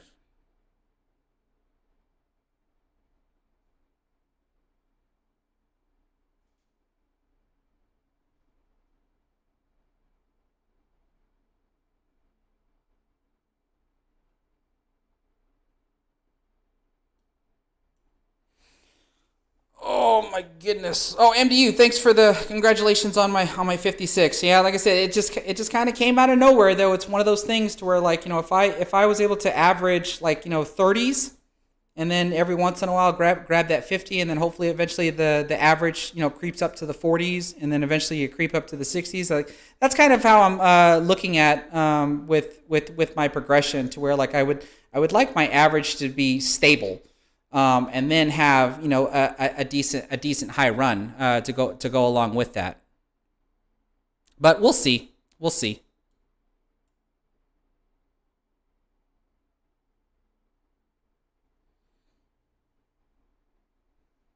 Murky Joker, you drop 8 on the break while scratching. I can't tell you how many times I've done that before.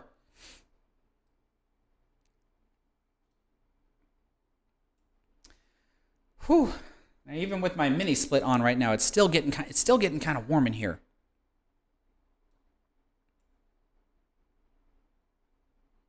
Thanks 9,000. You're asking how is the how tip? I'm actually liking it. I can't really find any faults with it. Of course, since I've been using it since I've put it on. So like whenever I come in here, I'm using my Predator Black for now, and then eventually when I start going to play leagues and stuff, it'll go out, and then I'll just switch back to my tuxedo. But for the most part, it's been doing fine. So since I've been using it a lot here in my garage, it's already started to mushroom a little bit, which is expected. So I'll just put it on my lathe and just shim off the mushrooming. So I'm trying to get it to a point to where it won't mushroom to the point to where I can actually see it, to where it actually kind of overlaps the ferrule, and then see how it feels from there as it starts to compact itself in. But so far, I really can't find anything to complain about with it. It's been hitting pretty decent. I like the way it feels.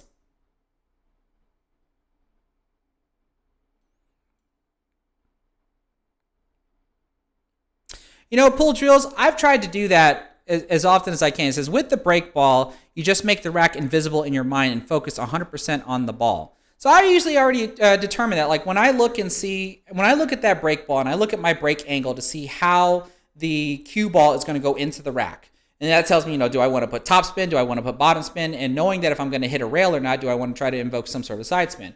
Once I figure all that out, then, I try to be able to go and look at the shot and just shoot the shot. And that's usually all that I try to primarily focus on. I try to do that, but I've yet to yield consistent results. I'll get those sporadic results every once in a while, but I'm looking to try to get more consistent results than anything else.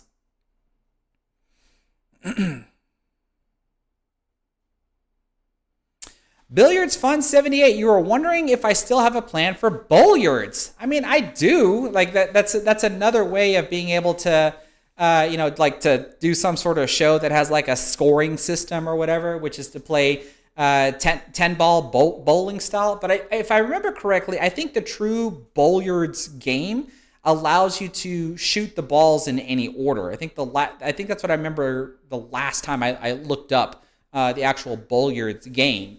I'm not sure if I would play it in that way. I think I would probably just end up, doing it ghost style.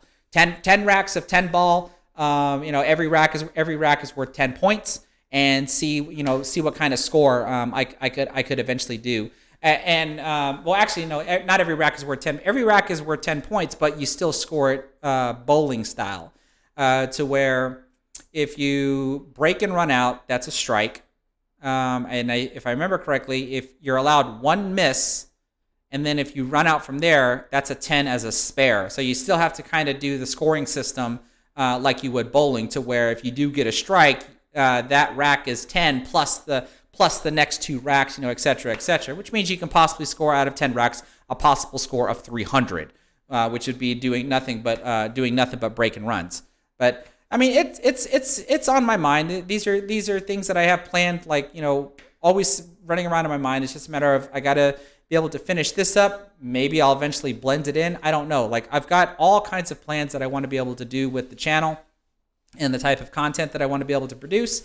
But sometimes work gets in the way of being able to do that, and I'm just a little too tired to want to come in here after sitting in front of a computer for 8 to 10 hours to sit in front of cameras, record, and then sit in front of a computer again for another 6 to 8 hours editing a video. Like it gets pretty exhausting after a while. But we'll see. We'll see. It's definitely something I can think about for sure. Whew. All right. Here we go. Let's do one more final set. I have 216 points total, so I'm looking for 316.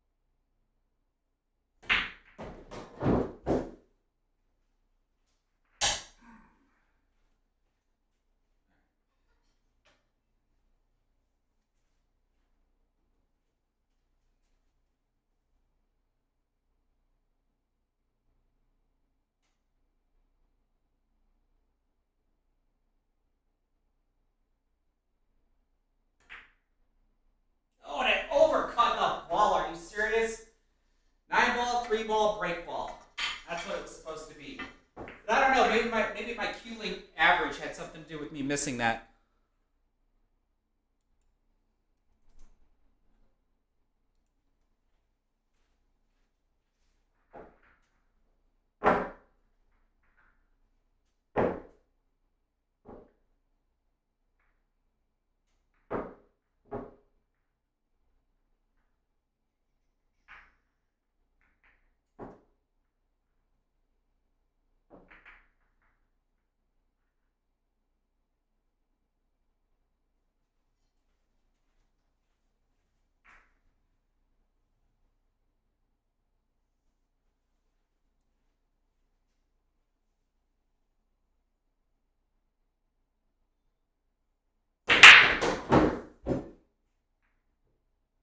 Y'all notice how when I do that break, because I'm consistently putting the 8 ball in the middle of the rack, and the 8 ball consistently pops out over here on the right side. These are some of the things that I'm trying to learn about the break, especially with the way that the cue ball hits the rack and stuff. So like at least with this opening break style, that's one of the things that I'm trying to pick up on.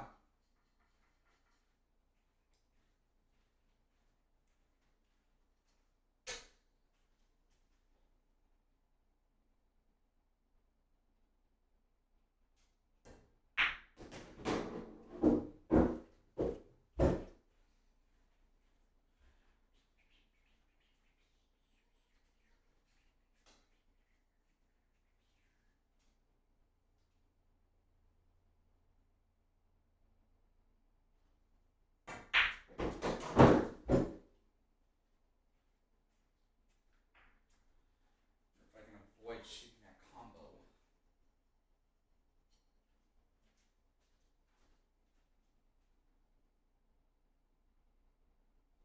It's not a difficult combo.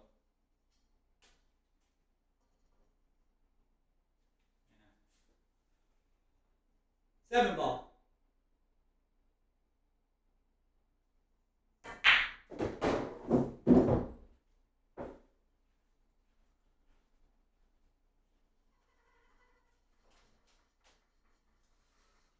Excuse me.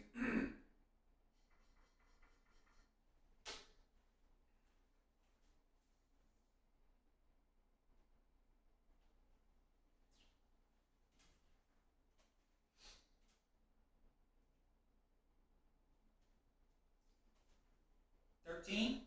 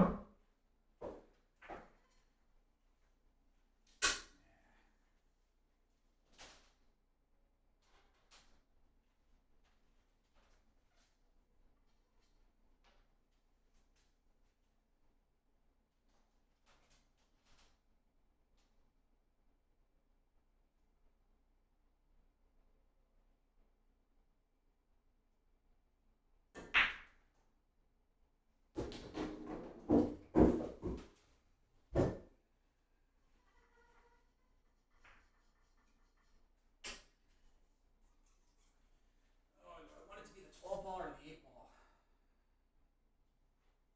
That's kind of what I've been deciding, or trying to decide on. Mm.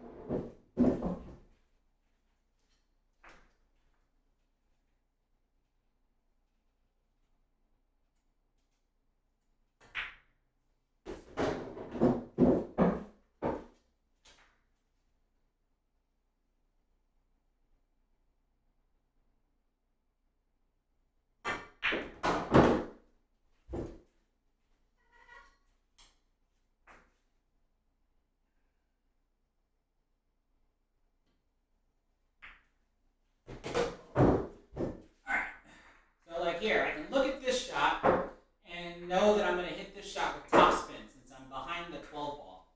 Once I set this up, that's all I'm really going to try to do is just make sure that I hit the shot with topspin, and nothing else is going to matter.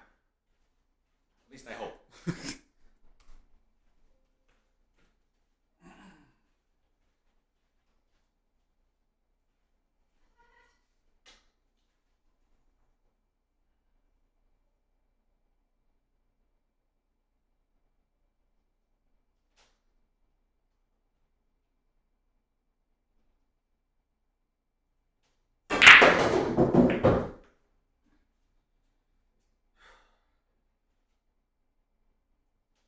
All right, so let's make it work. Got a cluster that I got to solve.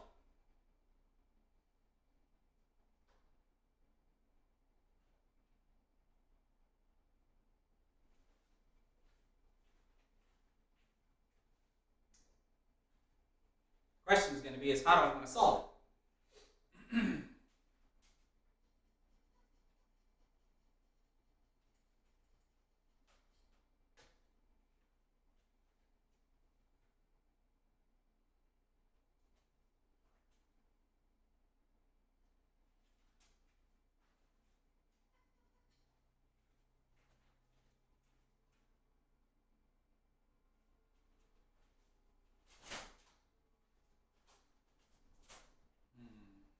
Man.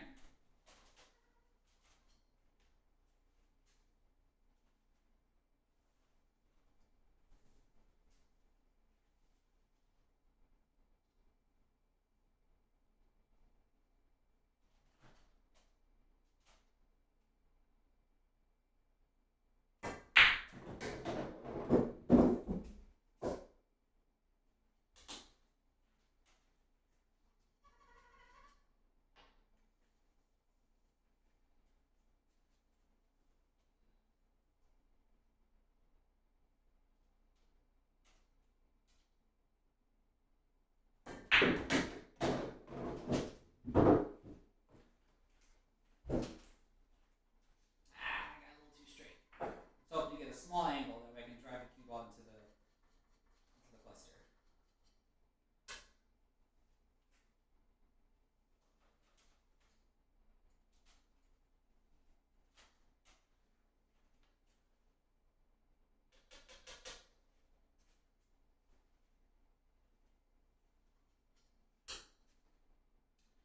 I shoot it or do I do something else?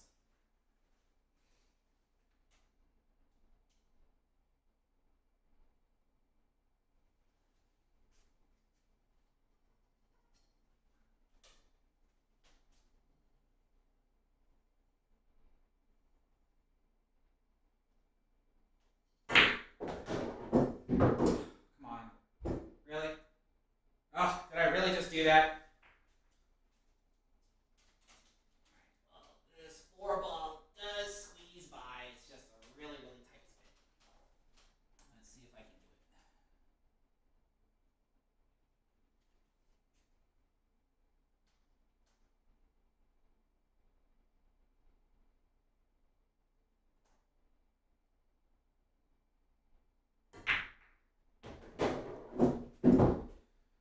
Okay.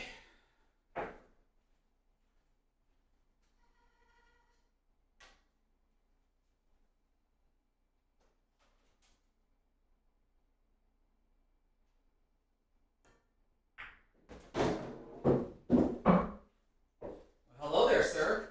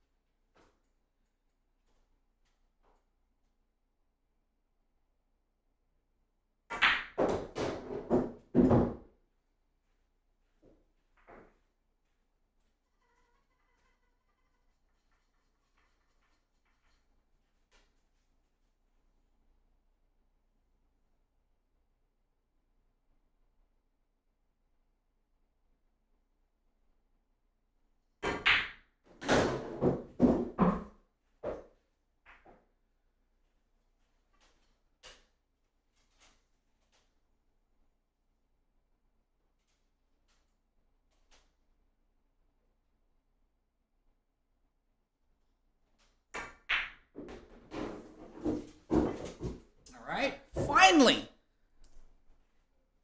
Rack 3.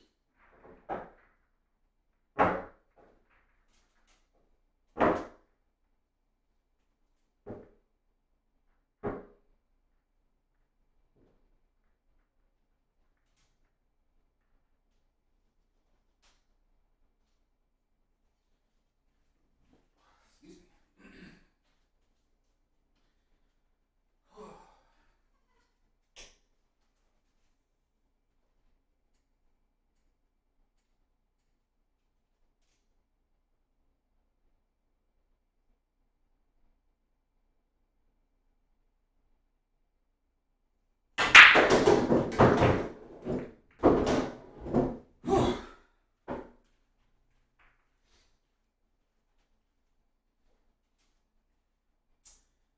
Yuck. And I don't really have a decent starting shot, except for the 15 on the side.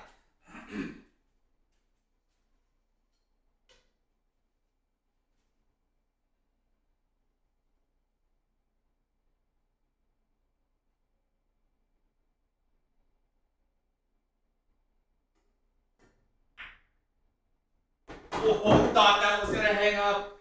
Oh, that would have broke my heart.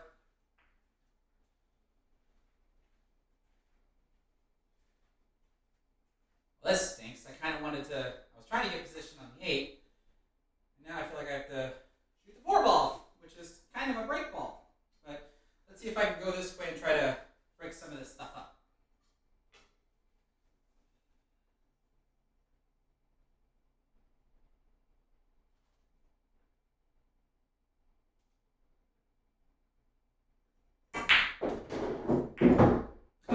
Well, broke one up.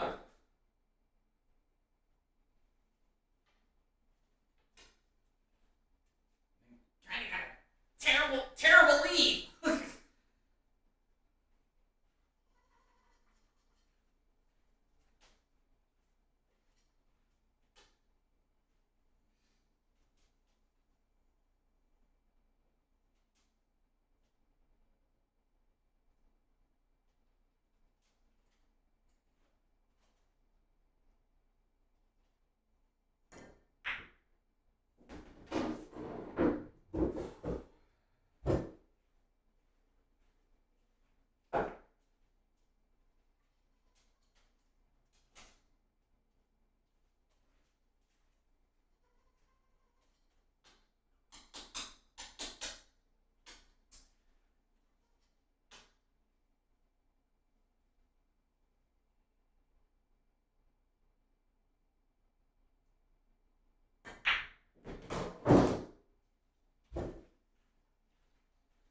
What the heck am I going to do with that 7 and 11?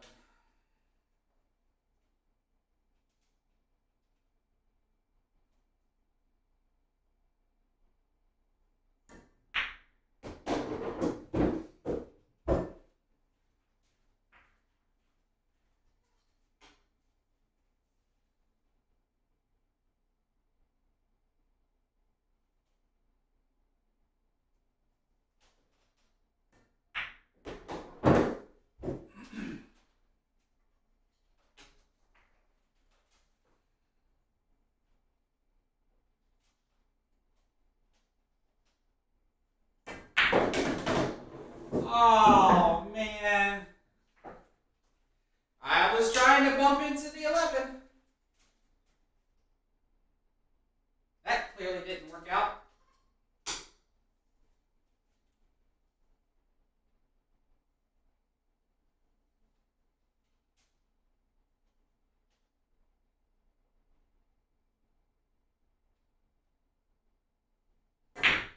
Ah. Oh, okay. What is that? That's plus 10. Hey, 38. That's not bad. So there's at least a third rack score. Where does that put me? Okay. That was a massively overcut that 6 ball trying to go into the side pocket. Excuse me.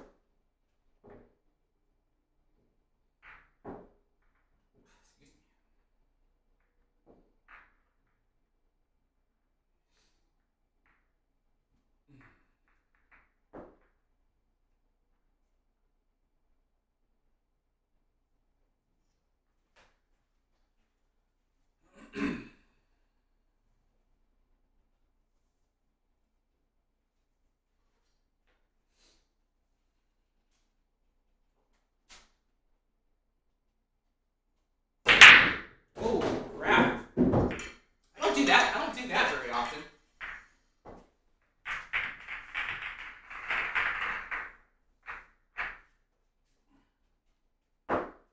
What was it when I tried the behind the rack brake? That's when I missed the brake ball also. But we're not counting zeros.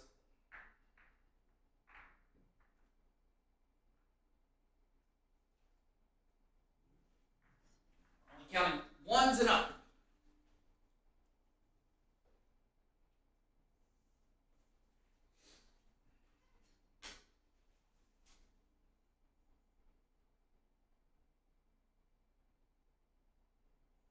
There we go. And see, look at the 8 ball again.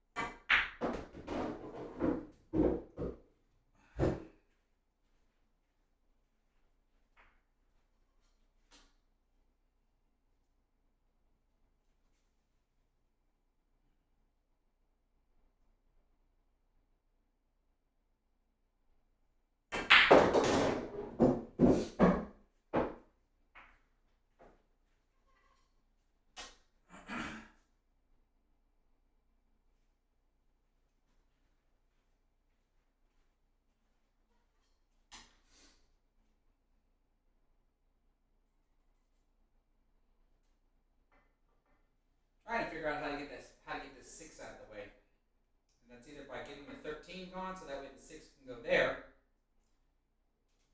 or bump into it.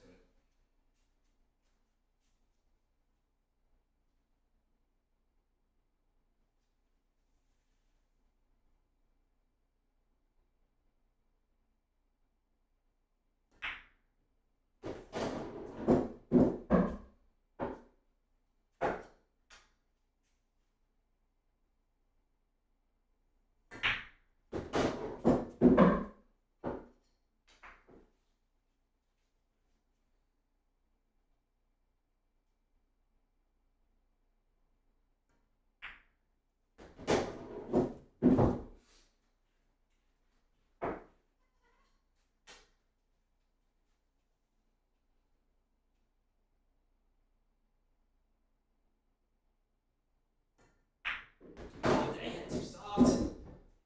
No. I want to make sure I don't have an angle where I'm going to bump into the 8. Because I don't want to bump into the 8.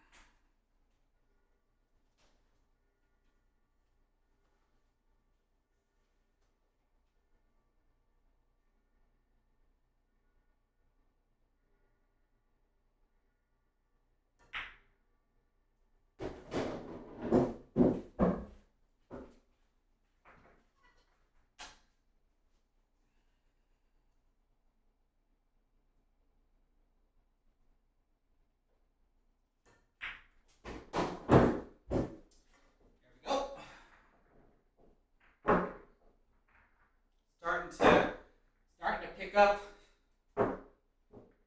running out at least, or completing the first rack, I should say.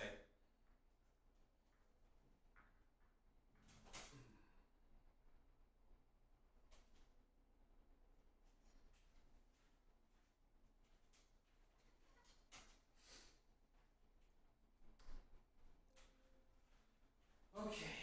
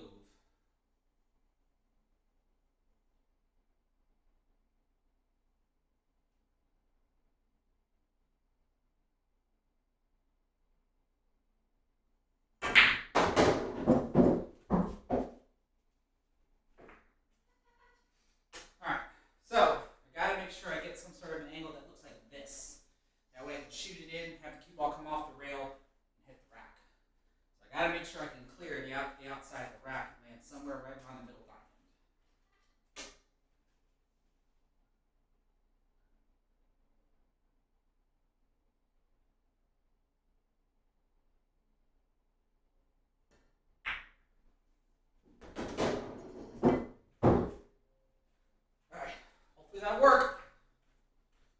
Hopefully that'll work.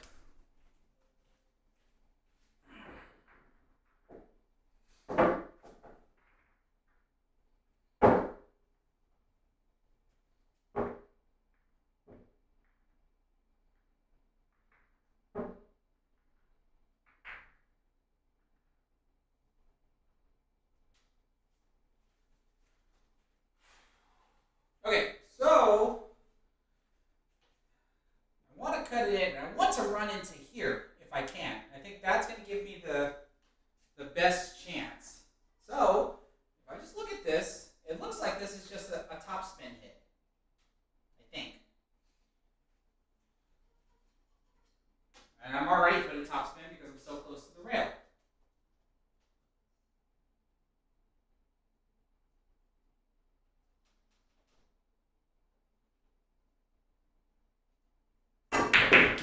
Oh! hit the midpoint of the rack. So that probably tells me I needed a little bit of right spin. Oh, this is a good break too. It just don't really have a shot. Ah, nuts. Okay, let's make something happen though. It looks like I might be able to bank the 4 right here. Whoa. Tricky, tricky, tricky, tricky.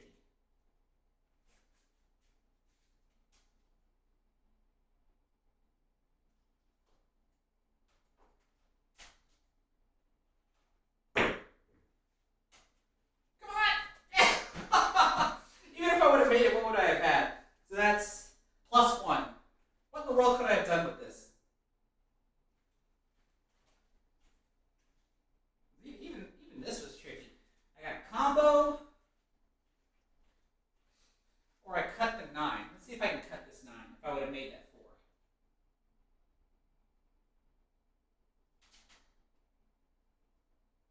4. Yeah. At least that would have been in the rack. So +1. That's a 29.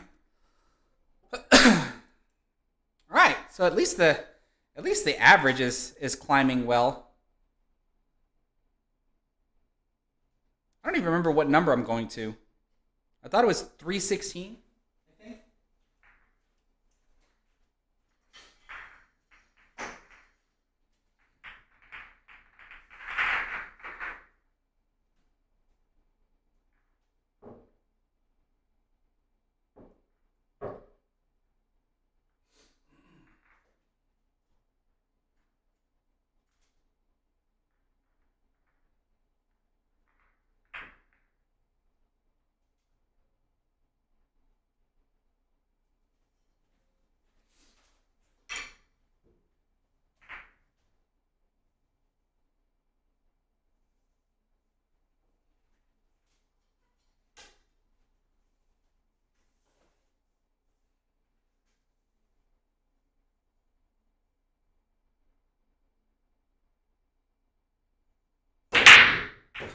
I think. Yeah, and I even scratched.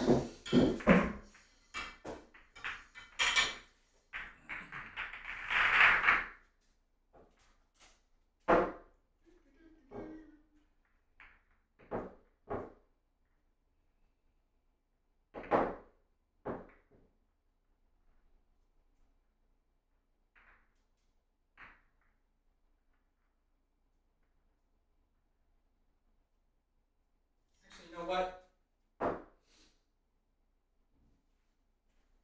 I want to try this again.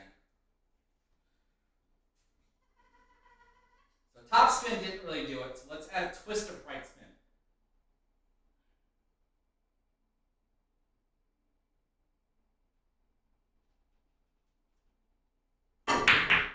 Yeah, that's the hard part.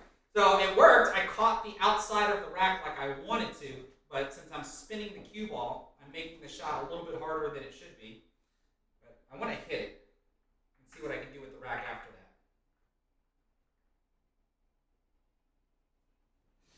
So let's try it again.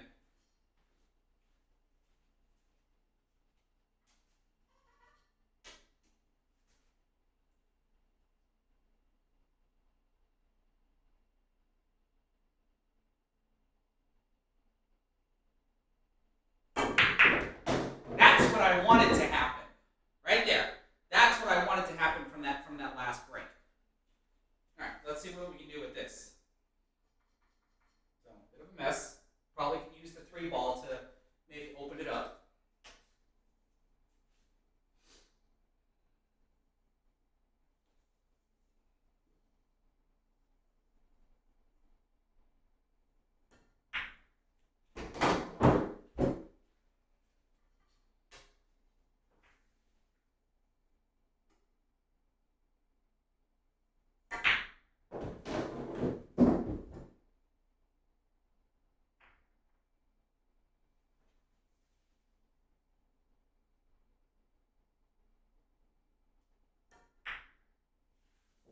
Now, golly, too much spin.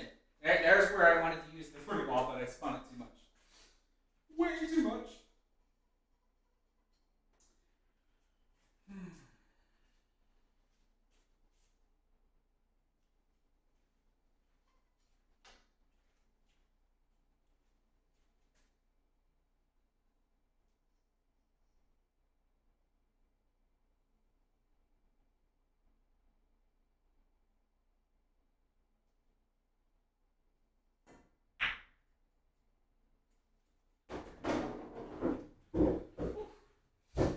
One hard shot after another.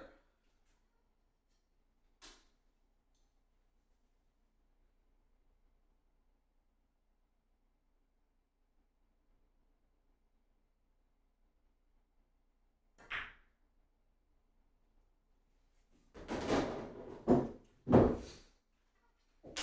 right, got to the 3-ball. See if I can do it.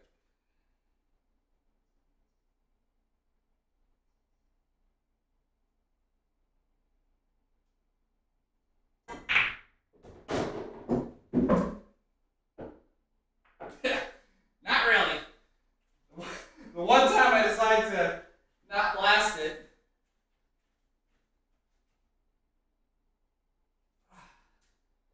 Can I even see it?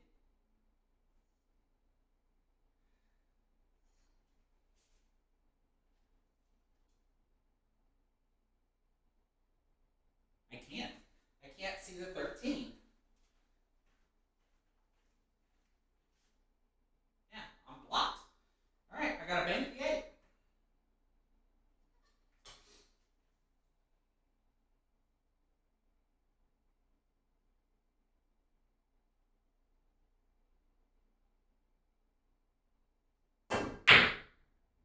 Ah, double bank. That one doesn't count. You come back out. 3, 4, 7.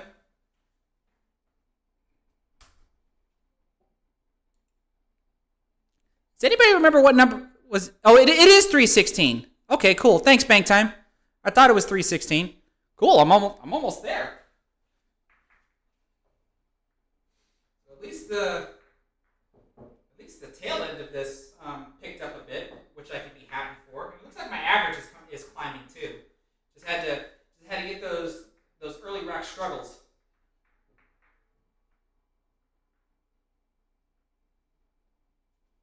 All right, let's go back to the regular one. Like I said, I had to figure that out. Like usually that's something I also do in practice. Is that when I screw up on a break shot, like on a second rack break shot, third rack break shot, I will start the next set with that break shot. So I try to learn what I did wrong.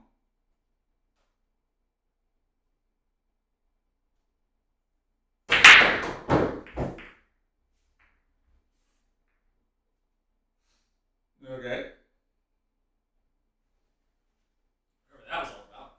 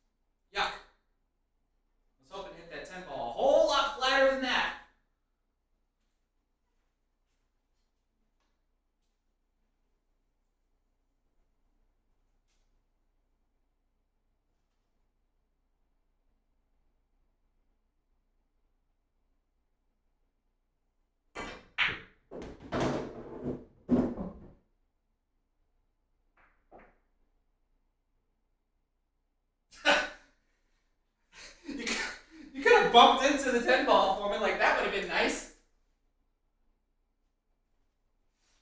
All right, I've been staring at this 11 ball. This is such a tight squeeze to go past that 9 into the side pocket. Ugh. All right.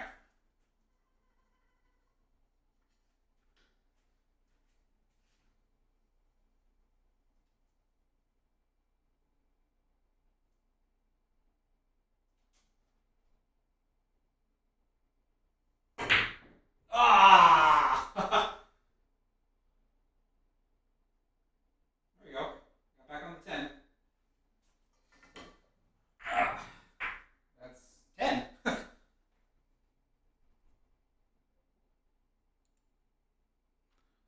right, so what have my last few attempts been? Oh, that 38. That's what set me up. Okay.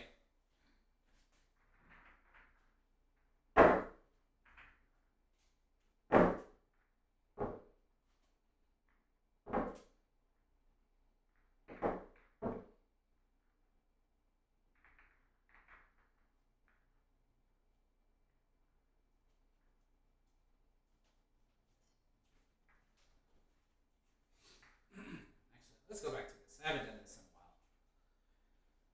Whew.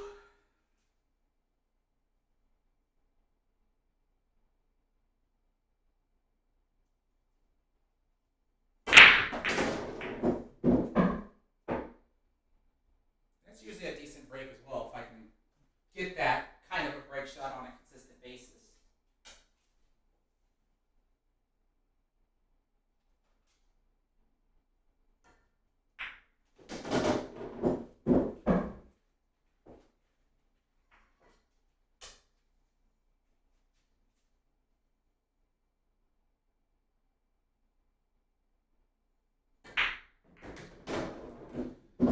Excuse me.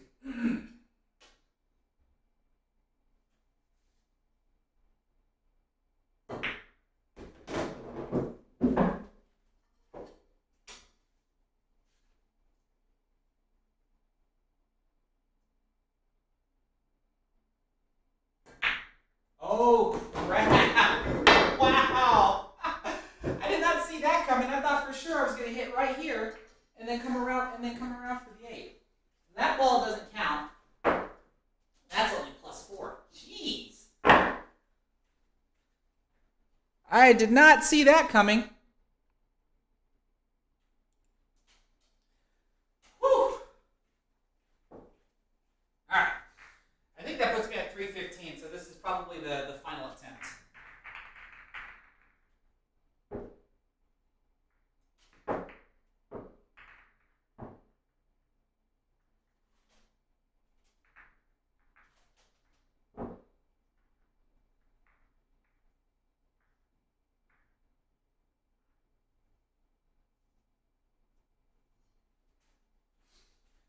Let's try this one again.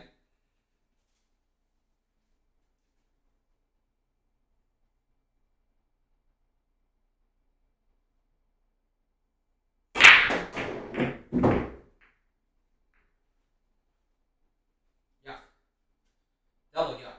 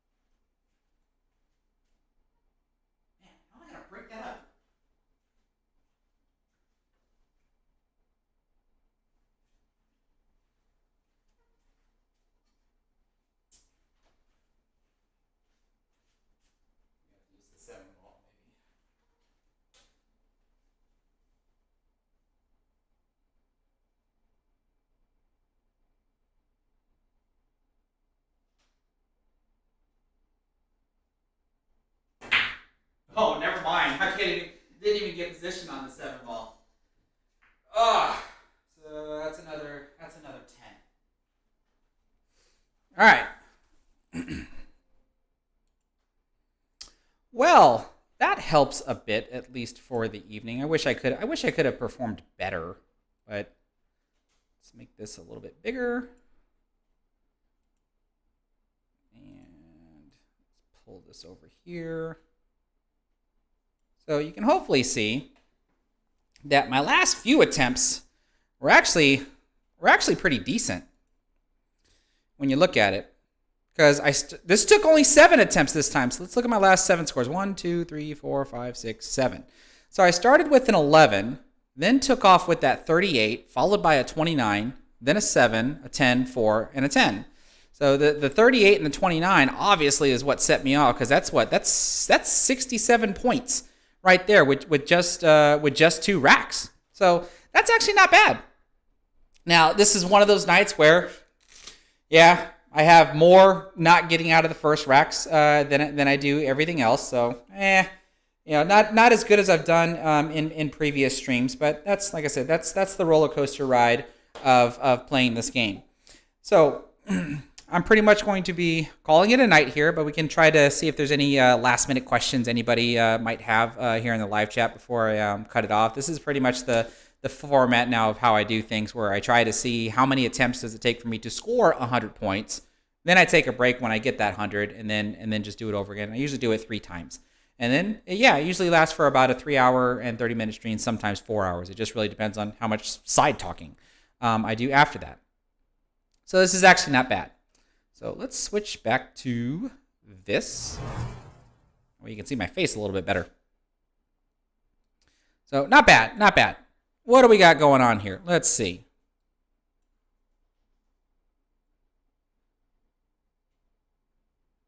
Well, Murky Joker, I haven't really live streamed all that much. And so, I think the reason why I started getting over 100 viewers at one point is because how often I was actually streaming. Whether or not the YouTube algorithm starts picking it up and promoting my live stream more and more. It's just one thing that I have to try doing. Again, just to see if it picks up. I mean, only time's gonna tell. I'm gonna try my darndest to be able to at least live stream more often. It's not always going to be straight pull, but straight pull is still going to be in there. Plus, I'll still have the recorded attempts that I do from time to time. And I'm already looking at my recorded video here, and it's not doing so well. It's been out for 3 hours and 30 minutes, and it's only got 213 views from there. So it is what it is. But like I said, the new record that I currently hold is a 56. So yeah, what's my next decent milestone here? Can I eventually break into the 60s? Maybe that'll be a thing. And of course, if I can do it on a live stream, that would probably be better, right? Because I'd rather have an audience see me do something like that rather than just doing all the recorded attempts over and over and over and over until there's that magical run where I finally hit it. But who knows? We'll just have to see. So for anybody that's new coming in here at the tail end, if you haven't seen already, if you check the pinned comment, I am giving away a JFlowers JF Force brake cue. I did a product review on it. This is the cue right here. I'm just gonna go ahead and pull out the butt of the cue and show it on camera. But this is the cue that I did a product review on. Nope, it's upside down. Let's try it this way. There you go. So you can see it says J-Force. This cue is retail valued at $352, and the one that I have here came with a 13 millimeter carbon fiber shaft with a phenolic tip on it. The shaft can also be 13.8. I'm actually glad I didn't get the 13.8 shaft. That sounds like a tree trunk of a shaft, and I don't need the shaft to be that thick. I think 13 millimeters in diameter is big enough for a brake stick. But I'm going to be giving this queue away to a lucky subscriber. So what you have to do is watch the video that is in the pinned comment, like the video, and leave a comment in the comment section below for the video, subscribe to my channel, and then make sure your subscription list is public. All of those things make you become an eligible contestant to be able to win the queue. Now, when that video reaches at least 1,000 likes, that's when I'll do a live stream from my office, and I will randomly select a comment out of that comment section. And whoever's comment gets selected, I go to their channel, regardless if they produce content or not. If their subscription list is public, I can check to see if I'm in that subscription list. Because if I am, that makes you an eligible winner. If I'm not in that subscription list, or I can't even see the subscription list, then you're not an eligible winner, and I'll just select another comment. So right now, I think that video is sitting at 538 views. So yeah, it's got a bit of ways. It's only been out for a couple of weeks. I don't even think it's a month old yet. So it's got some time on it before it matures. I think it's grabbing like a view or two here or there like every hour. So if anything, it'd be great if you also help share that video to your favorite social medias, be it Twitter, Facebook, Instagram, or whatever, just so that it reaches more people for the possibility of them hitting the thumbs up. I mean, the video's already got over 4,000 views. It just doesn't have 1,000 likes. So the ratio there is, it's just a little low. Like if for the first 1,000 people, if they would have just hit the thumbs up button, then I'd already be selecting a winner. And we'd be done with it. And then I could look and see what my next possible giveaway is going to be. Because just like how I'm doing a road to 100 in straight pull, since I have over 75,000 subscribers, I'm also on the road to 100,000 subscribers, which I think would be super freaking awesome for me to be able to get that YouTube select plaque that I can have on display somewhere in every one of my YouTube videos. I think I'll do a big celebration for that one. And there'll be probably some big giveaways. Like the last big giveaway I did, which was for 75,000. When I hit 75,000 subscribers, I gave away a 2x4 poison hard case with a poison arsenic playing cue and a poison jump break cue. It's basically a complete poison package. And I gave that away to a lucky subscriber. And so yeah, if I get 100,000, I don't know how prestigious the giveaway might be. And also for 100,000, I'll probably do multiple giveaways, like tiers of giveaways. Starting with something small and then gradually getting bigger to the grand prize. Kind of thing. But I haven't quite figured all that out. It's a long road ahead. Eves has already posted that I'm currently sitting at 78.5 thousand subscribers. So it's a long journey before I even get there. So I've got quite a while to actually think about exactly what I'm going to do. It might be a really, really long live stream. I think that would be a lot of fun. And that's why I wanted to have like these microphone setups, because when I used my old microphone headset here, I can only live stream for about 5 hours or so, because that's when the battery basically dies. After that, here I just have to hope the electricity in my house doesn't go out, because otherwise I can just live stream until YouTube decides to kick me off or whatever. So like who knows what I can actually do with the show from here once I get everything all nicely set up, and hopefully I get the audio as close as I would like it to be. So we'll just see. And be able to go from there. Rack accoutrements, I like your suggestion here. Instead of breaking into the 60s, since I got 50, let's go ahead and jump another 25 and say 75 is the next milestone. If I can score 75 points and then finally eventually score 100 points. As long as I'm, I still want to be able to do a 50 on a live stream, and the closest I got was 38. Right? So like I got 2 videos right now where I broke into the 50s on a recorded video. So I think it would be nice if I can actually break into the 50s on a live stream at the very least. Then after that, get into the 60s, the 70s, blah blah blah blah blah. Until it finally happens. But we'll just have to wait and see. It's all in due time. Like I just really have to I got to figure out something as to, what is it about my pattern selection that isn't the greatest, on top of my cue ball control, really, because even if I do get the best pattern, if my cue ball control isn't where it's supposed to be, then the pattern, gets broken and I have to come up with another pattern. So we'll just see. I can say though that this is helping me with everything else, like my 8-ball game, my 9-ball. I'm constantly working on making a ball, kind of thing. So that it at least helps me in other avenues. And then hopefully when I get other videos, like I talked about before, I'm going to be playing APA 8-ball on Mondays and Wednesdays now. So hopefully you're going to start seeing some new opponents, but we'll just have to wait and see. Like I said, I want to try to get some more content out for everybody, whether it's a live stream or whether it's a recorded video. But if work gets in the way of that, work is the priority. But I try to keep everybody apprised of that, let everybody know how it's all going and stuff. And I'm still not. I still haven't bought my Restream subscription because I want to be able to stream to Facebook as well as here. And when I get that Restream subscription, then I can start having some guests on the show, do some competitions, exhibition matches or whatever. I think it'll be fun. That way I can start streaming to multiple platforms. And if I decide to venture into other social media platforms, currently I just have the Facebook and the YouTube, and that's really it. I mean, I have a Reddit profile, but I barely interact on that one.